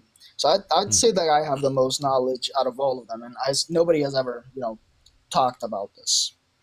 And I do appreciate you talking to me. I'll have to think about this for a long while, but it certainly doesn't hurt the chances of me converting one day. Hey, man, that's what I'm praying for. That's why I do this. I'm a Christian. I'm a Christian apologist. Yes. So ultimately, my goal here is to bring people to Christ, and I think we can do so rationally through reason and good explanations, not just through dogma. So and I know the Western Church, even though we do have some intellectuals, some intellectual powerhouses, for the majority, like most people would be familiar with somebody like Joel Osteen, right? Right. Or Kenneth Copeland or some of these horrific famous preachers, but they're not going to know somebody like William Lane Craig or Richard Swinburne or Ryan Right. Mullins, these very, very intelligent, fantastic philosophers and theologians that have come up with very tough questions or good answers to tough questions like what we've talked about today. Yes. Whereas if you were to ask like one of the guys that I just named, I can only imagine the Oh answers yeah. you would have gotten from Uh, them. Or like, even the now I will say Catholics are actually a little bit better at these types of things usually than Protestants. But no, I mean, I encourage you to look. Don't have any, and I'm not surprised by what you said that you know more about Scripture or more about theology than your family, and you're the one who's deconstructed from the faith. I see this a lot, man. But you yeah. certainly don't have to put your brain at the door when you follow Christ. In fact, Christ commands you to follow God with all your heart, soul, and mind. So you don't have to give that up, man. But I appreciate your time. This is true, absolutely, and I appreciate you. I'll continue to, you know, think about this, and this conversation was awesome. So I'll be thinking about it for a while. And I thank you so much for your time, and thank you for having me. Yeah, man. No, absolutely. I appreciate you coming up, and you're welcome back anytime, all right? I'll be praying for you, Thank you man. so much. Yep, Thank you. I absolutely. appreciate that. Have a great one. You too, man. Take care. Alrighty, folks. And Jay in the comments, did I call Ryan Mullins an apologist? He is a philosopher, theologian. But that doesn't mean he doesn't do apologetics. There's nothing wrong with that. People think that this is such a terrible thing. I do want to address some of the YouTube comments because I've been totally focusing on TikTok. Michael, the Canadian atheist, says, if that's your goal, why have you not shared the gospel message even once? Well, it hasn't come up. And most people know the gospel message. It's not about whether they know what the gospel message is. It's whether they believe that the gospels are reliable or that the gospel message is true. And so that's kind of like what we're talking about here is it true? Because if it's not true, then it's meaningless. There's no reason to pay any mind to it. But if it is true, then it's of the most importance because it involves our eternality. Well, my bad, Jay, if I called him an apologist. I am certainly aware of his stature in philosophy and theology. Dude is a boss. Let's see here. But anyways, all right. So EJ and Mark Allen, I know you've been waiting for a long time. I'm not going to really be up too much longer. So EJ, I'll bring you up for a second. Sam, I see that you're a friend here. I know you just hopped up there. EJ's been waiting for a little bit, so I'm going to have EJ come up for a little bit, and then, but the other two, I don't know that I'll be able to bring you folks up, so I apologize ahead of time. What's up, EJ? Hey, what's going on, man? How are you? I'm well. How are you? I'm good, man. Appreciate it. Well, first I want to say you conduct a very nice live. I like the way that you like have conversations. You actually listen and like really good conversation where it's active listening. Thanks. So my perspective is, I used to be Christian. I know some people would say you were never Christian in the first place. Fair point. But now I'm at the point where I am a theist, but I think that the God that exists is all powerful, all knowing. He's just not all good. I think he's just as good as he is bad. He is as bad as he is good. And the big contention that I have with Christianity is, yeah, I think God is real. I just think the God that is described doesn't match with the book itself or reality, which is kind of where I go, yeah, that God can't be all good. Okay, gotcha. By any chance, are you a Philip Goff fan? Never heard of him, no. Okay, he's a recent convert to Christianity. Now he shares your view. He's a philosopher that used to be an atheist, but was convinced by the fine-tuning argument, and just thought because of the evil in the world, God can't be all. So he's like partially good, kind of like you espouse. Mm-hmm. Now, the phrase "all good," it's not really like all good, meaning nothing he could do is evil. It's more the better phrase I use is maximally good. So do you think like the existence of evil is just incompatible with a maximally good God, something like that? Yeah, especially because I think it's John 1:5 that says God is all light, no darkness. Now, I perceive that as a metaphor. I don't think he's literally light particles, but I think the light represents holiness, goodness, perfection, and the darkness is corruption, sin, evil. I don't know if you interpret it that way, but if that is the case, then yeah, the maximally great would be quite literally 100% good, 0% evil. Okay. So I see what you're saying, but I would say that we can. So let me ask you this: if we existed in a world where there was no, now let's talk about distinguishing moral evils from natural evils, because they're different. If God created a world where there was no moral evil, would we have free will? Yes. We would? Yeah. How would that work? I just think your range of what you could do would be limited. So I'm not going to get Phil Brory, right? And I will give a loose definition, right? We can refine it later, but I think the general consensus of free will is you can choose what you want to do and then act on that choice, right? A basic loose definition, or do you want to tighten that before we continue? I mean, I can colloquially accept it and probably generally agree. On a super technical level, and I know you might look at me and go, EJ, you're being really pedantic, dude. But this is just to show that I don't think we have free will right now. But in the case that we did only have free will where we can choose in between all good things, it would still be free will, just it would be a smaller scope. So for example, right now, if I desire to be a water bottle, I can't turn into a water bottle. So just on that kind of loose terms of free will, we don't have free will, as in we can't do things that aren't humanly possible. But like you said, if we were to shrink it down, the possibilities from a water bottle, and we include bad and the only options left is good, well, within that range of options, we would still have free will. I can choose to eat an apple over a banana, given that both of those are good things. So sure, we can have free will if it's all good. Okay. It seems so. I see what you're saying. Now, as far as like the pedantic aspect of free will, I'm not going to get at you for being pedantic. This is a legitimate criticism levied.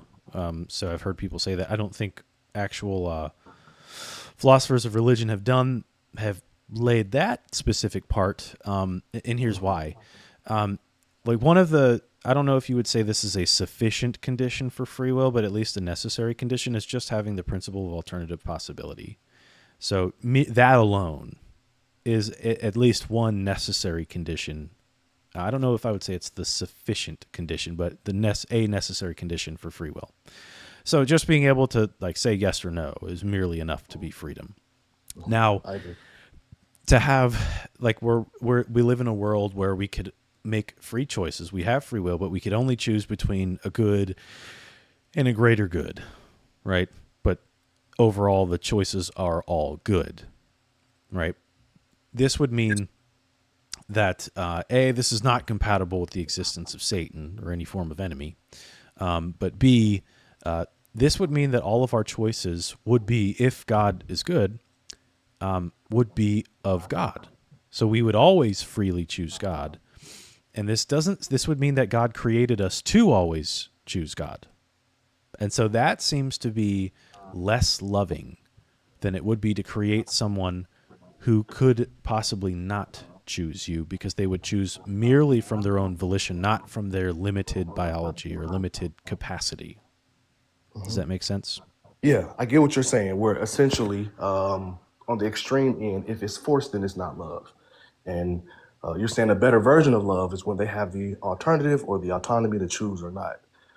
I guess the part where I would disagree with that is, once again, I'm trying not to be pedantic, but any definition where it's in 1 Corinthians 15, they call that the love Bible, or even the colloquial definition, love isn't characterized by whether it's forced or not.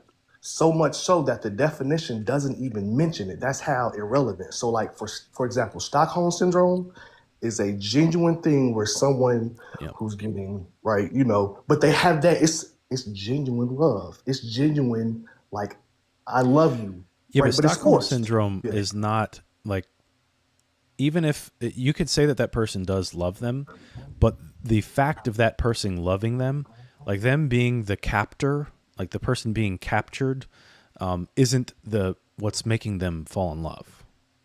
It's their choice to fall in love with them, despite the circumstances in which these people met and were forced to be together. The love is still freely chosen, despite that. Yeah. But you see how even when there's an act of force, that force has no relevance on the love in any way. Like, that's kind of just, like I said, the definition doesn't even include, that's how irrelevant it is. It's simply, do you meet this threshold? If you do, you do. If you don't, you don't. And so it's like if I did this. If I said, imagine if God made Johnny, but he made Johnny with his leg broke. And then I asked you, is Johnny's leg actually broke? You would go, obviously, in the scenario, you literally made his leg broke. Well, just replace the broken leg with love. If God made Johnny to genuinely love God, does Johnny genuinely love God? Of course. And so the act of force has no bearing on do you meet the standard or not of love? And that's very much possible, even if it's forced. But what I'm saying, though, is it more loving to create beings that are like more, if we had like a scale, right? I don't have a scale in front of me or something straight. I get like a pen, whatever, I can't reach it. But just like imagine like a pen or something, or a scale teetering, and you create a scale that'll either have them leaning one way or the other, or to be neutral, right? And the neutral position is to have the capacity to reject, as opposed to and that would be neutral. And then if we create them to be in every possible situation, make a good decision, we're actually kind of tipping that scale from the start. So would that not be selfish, or not necessarily good-minded, for a lack of a better term? Like, what would be more virtuous? Well, I think it depends. I think it depends on the goal, right? And if the goal for God is to have people to worship him because he's worthy of worship, then creating a situation where straightforward people just worship him is better than not. Because I don't think. Well, hold on, because when you say that God is creating people to worship him because he's worthy of worship, that seems a little. I don't know that I would agree with that prima facie. Like, we would have to further elaborate on what that means. Sure. So, like, it would have to be, if God wants, like, what does worship mean? How is it that we worship him? Like, because if that's the case, like, with that definition, just prima facie, he could just create a bunch of robots that worship him, and that would meet the threshold. And obviously, I think you and I would both agree that's not ideal. That's certainly not virtuous. Well, I think that's ideal in the perfect world. The robots? Yeah. Who can only Because, like I choose said, to worship him? Yeah, like I can go back with the scenario. If God made Johnny, who's a robot, and that robot loves and does everything that God adores, Does that pleasurable to God? Of course. The robot is literally doing everything God adores. That would be peak, like epitome of his desire. He's But making is the it more robot to do virtuous? exactly what, yeah, because it fits exactly what God wants. That robot has no other choice but to do what God wants. And if God is all good as God says so, then the robot would enjoy worshiping the all perfect God. So on both ends of the spectrum, everything is meant for perfection. But when you give them the option to do evil, now you introduce this lane which goes directly against God's will. And giving that mere option to me is not maximally good. Shut that option off and just be all light. No darkness, like 1 John 1:5 says. Okay. So it just seems to me that God is intentionally limiting the capacity of freedom for a selfish reason. And I Sure. can't see how that's more virtuous than being selfless. Because God is worth being selfish. He is God under the Christian paradigm. The first commandment says, have no other gods before me. I am a jealous God. So him being jealous and selfish, it's like Well, you can he be is him. righteously jealous without being selfish. Like, would you say it's selfish if a spouse is to commit adultery against their significant other? Like, if a husband commits adultery against his wife, is his wife selfish for being jealous, or is that a righteous jealousness?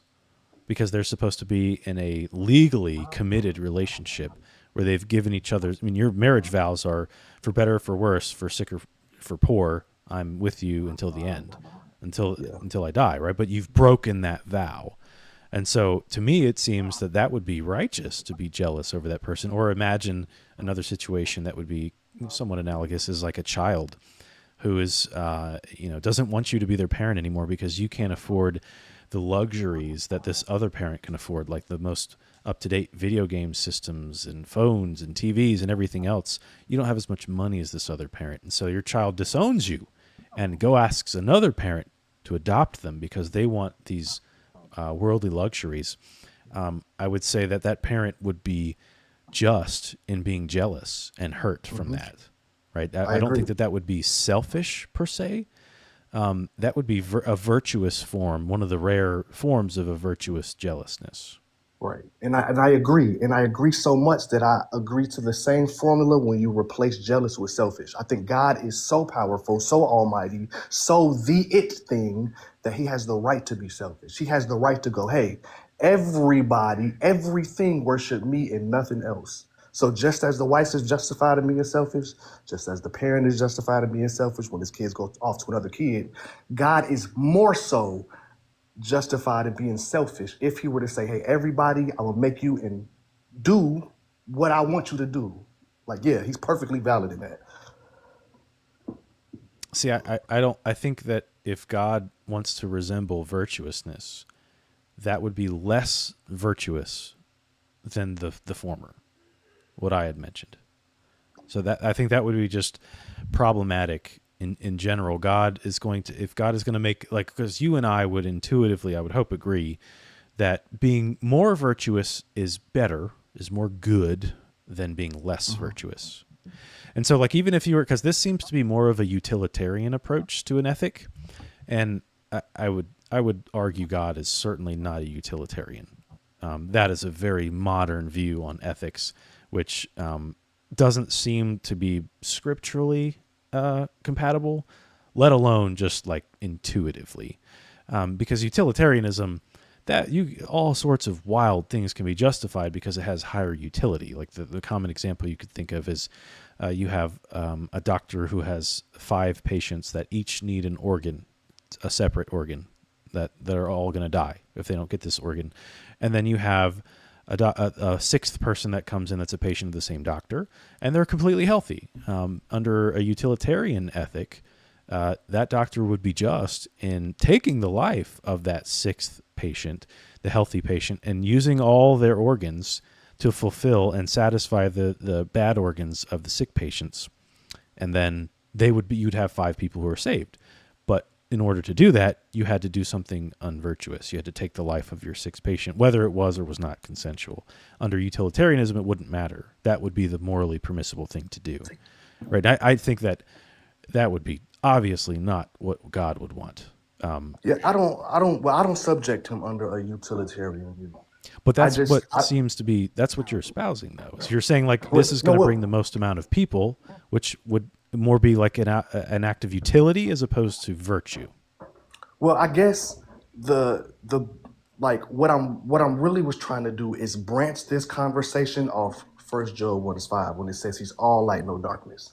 And so from that perspective, because remember, my idea is God exists, but the God that's described in the Bible doesn't reflect reality. So when I look at the God of the Bible, well, that God is all light, no darkness. And when you ask me which one is more virtuous, virtue is just meaning like the better moral thing or the goodest thing, right? The goodest thing would be creating something with no option of badness. If you're all light, no darkness, because you quite literally don't have no darkness to give, to make, to acquiesce for. And so it's like with that first that oh my, I can't talk. With that John verse, that really sets a very important and lined in the sand precedent of God and how he operates. And that side is always on the side of goodness. So whenever there's a fruit of his nature that has an inkling of evil, I go, well, that verse is fallible. So could it not just be that perhaps the interpretation of the verse would be wrong? Yeah, but the thing is that this is a metaphor, and all metaphors lie upon a literal meaning. And so, regardless of what interpretation you have, the literal meaning of that is that God is all of a favorable good thing rather than a bad thing. And if not, then that verse will be very confusing, and that would also conflict when it says that God is not the author of confusion. When it says that all scriptures are inspired for God for goodness, correction, and doctrine, if that verse, if what you're saying is we're interpreting that verse so much, so bad to the point where that verse actually says that God is not all light and darkness or all good and no evil, I think we have another big problem on hand. That some of But these verses are what very about confusing. what if it's just our modern interpretation of that is just incorrect? Because we Well, like, that would be God's fault. would it be God's fault?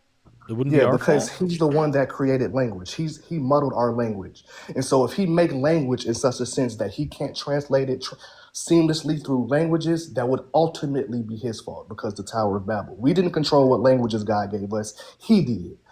So if he makes a language which has mechanisms of losing knowledge when you jump from translation to translation, that's not our fault. That's his fault. He Well, did no, that. it's not about translation to translation per se. It's about like cultural understanding, because like that would mean that God is responsible for like, because you have to remember, like, to start with, for example, in particular, the Bible, the New Testament. We'll start with from a manuscript aspect and a preservation tradition aspect. There is no ancient document that is as well preserved and as well kept as the New Testament. Like the closest is going to be the Iliad, and it's not even, it's like an eighth of the way there. And the documents that we do have, the manuscripts that we do have, are far older from the original than we do with the New Testament. So we could say, well, God didn't do it perfectly. Well, it's not necessarily clear that God wanted it to be done perfectly from his hand, but yet he wanted his followers to do that, and that's what happened. It's number one on the list, and like with But it's no never close perfect. seconds.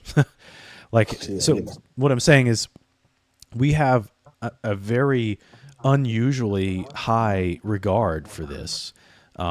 And we have a lot of evidence to show the validity of the New Testament. The Old Testament, not quite as much. But we still have quite a bit to justify the Old Testament. So we do have the tools to gain that context of the ancient Near East. And it wouldn't be God's responsibility to have us just like be born with this context or this contextual knowledge. It would make sense for humans to be incapable of perfectly obtaining the knowledge of an omniscient being, because we're not omniscient. So we would expect, especially under Christianity, how many times does it say in Scripture that we're fallible? It says it a lot. So we would expect there to be these problems, but it doesn't mean that God is the author of the confusion. So remember, Well, I think it is, right? If the source of the mere medium of which we're using is made from him, and that is confusing within itself. What do you mean the medium? The scripture? Language, pure language, or the Well, language that we speak right now. Language is like a descriptive thing. Like language, I don't think that's not something that God created per se. He created beings that are capable of developing a language. But I think we as humans are the actual like causal agency behind language. Well, I think that goes against the story of Tower of Babel. It says God came down and confounded their language, which literally that's means more or less just making it so they can't communicate with one another. Now you have a series of people who speak different languages as opposed to everyone who speaks one. But again, those people chose to continue the languages. Whether anybody speaks any of those languages today, probably not. But they had no other choice.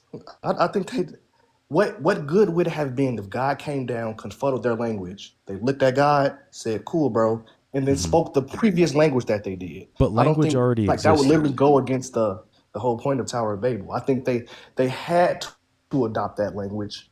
God literally God is the factor. Who was they to like reject that factor? Well, I'm saying as far as like the purpose of the Tower of Babel, I would refer you to Mike Heiser. I think he's done. I don't know if you know who that is. He's a scholar. He's passed away a couple of years ago. He's Old Testament. Well, he does New Testament too, but in particular, he has a specialty in the Old Testament. And he talks about things like the Tower of Babel. We've kind of gotten away from like the true meaning of what that happened or why that happened. But my original point to this was that we already had language beforehand. So you could say, well, God separated us to have different languages, but there's still like ways of communication. Like you can still communicate the same word in multiple different languages. It's not really that difficult to do. Wait, no, that's not what I'm saying. Like let's just think about this. It seems like what you're saying is God is responsible for these linguistic barriers.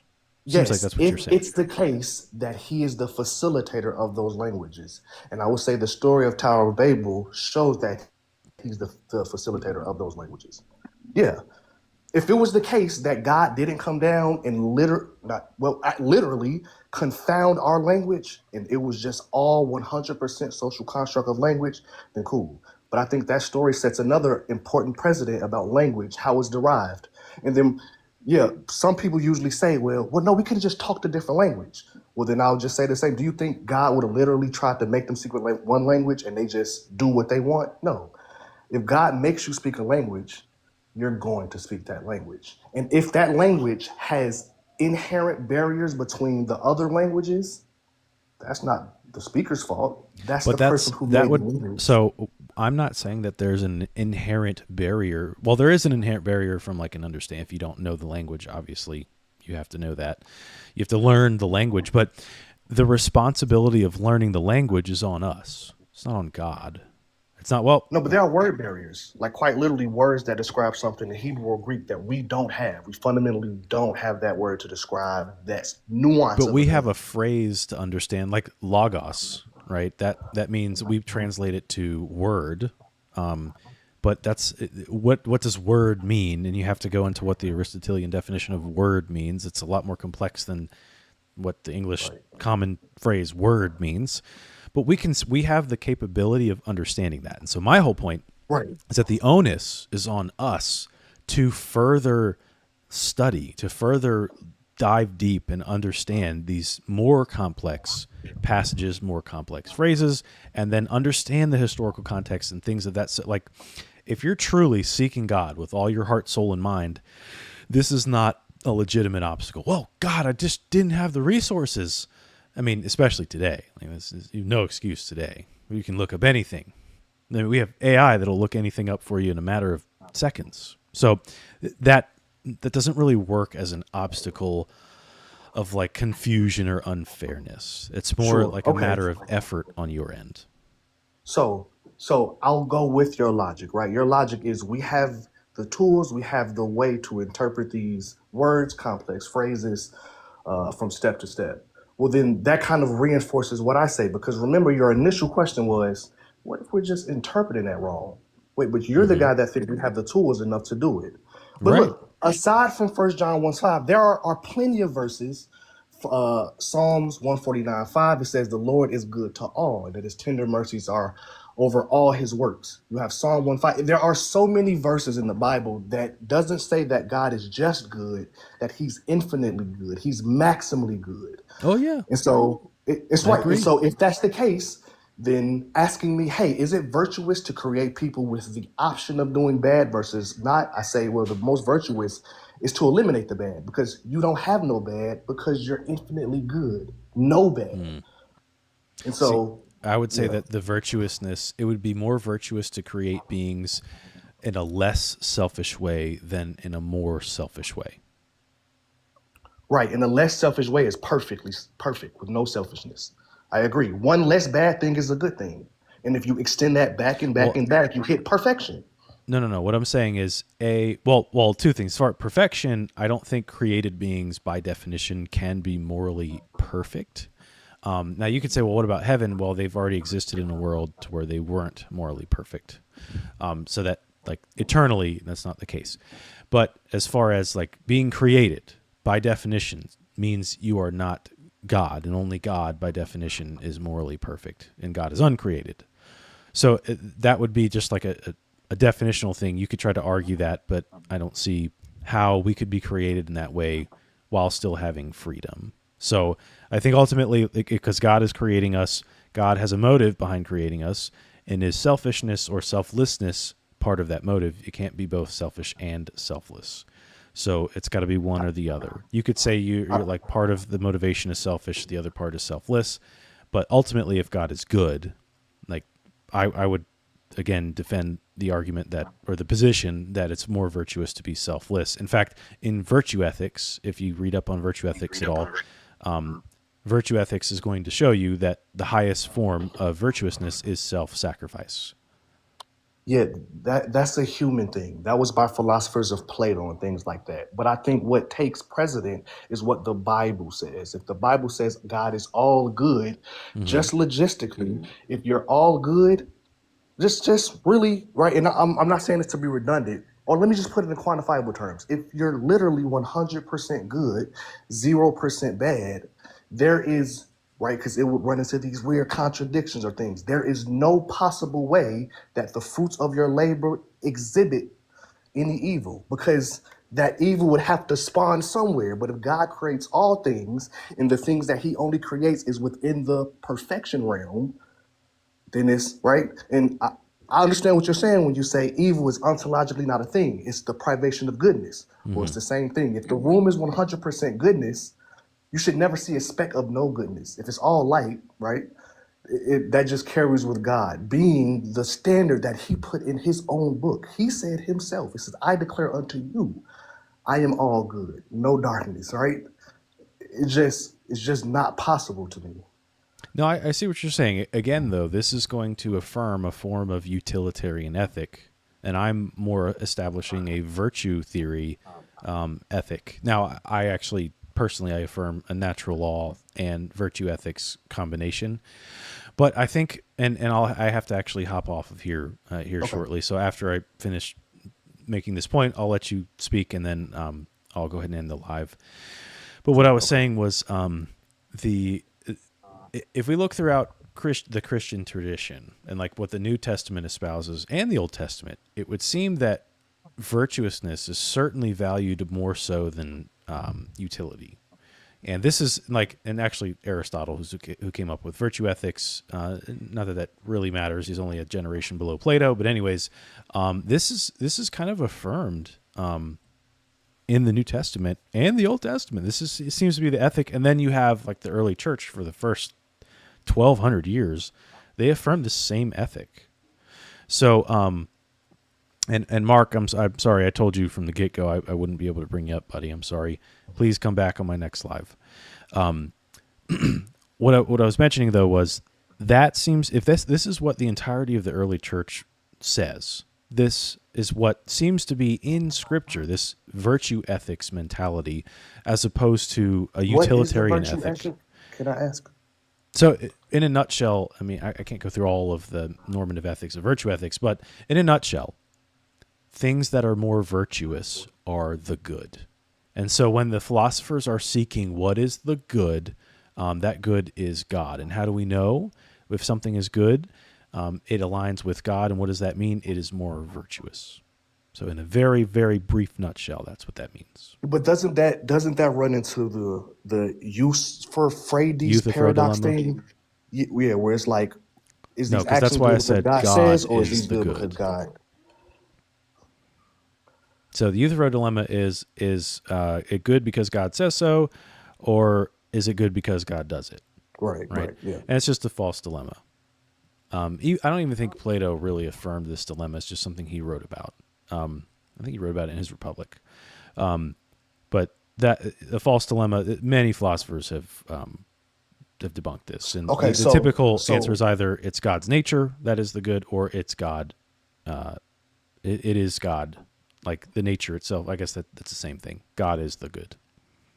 So then where does evil come from? Because also the Bible says that I create goodness, I create In evil, Isaiah or some 45:7, translation says yes. calamity.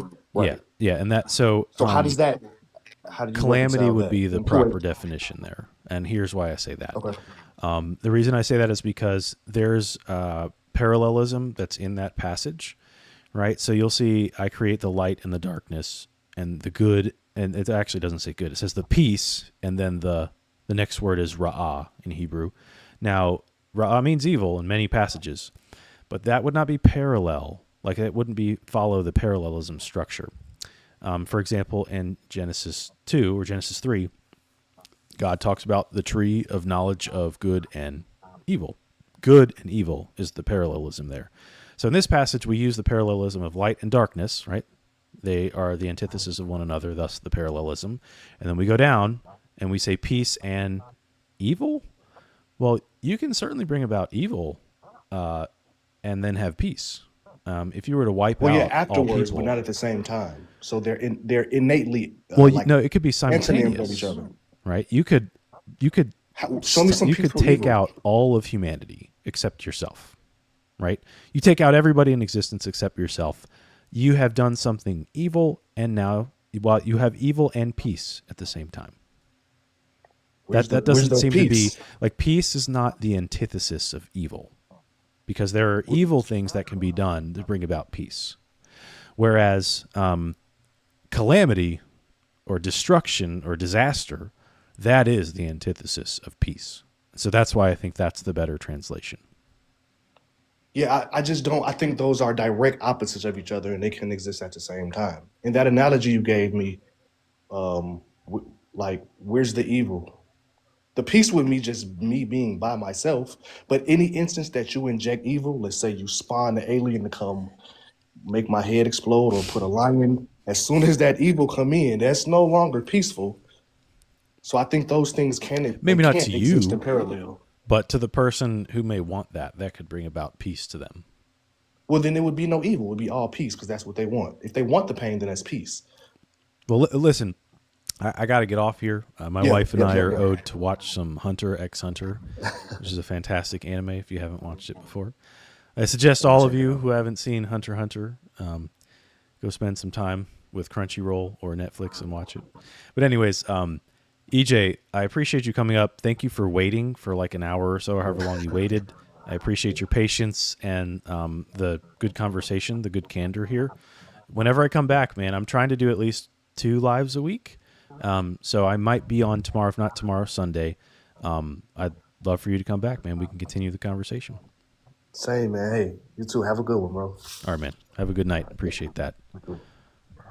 Alrighty. And also, Mark, Alan, thank you for waiting. I'm sorry. Like I said before, I had brought EJ up. I can only bring him up. He had been waiting a long time. I do want to have a conversation with you. Please come back to my next live. I'm happy to have that discussion. And then to my YouTube crowd, Lance, what's up, man? Good to see you on here. Haven't talked to you in a while. I hope things are going well with the baby.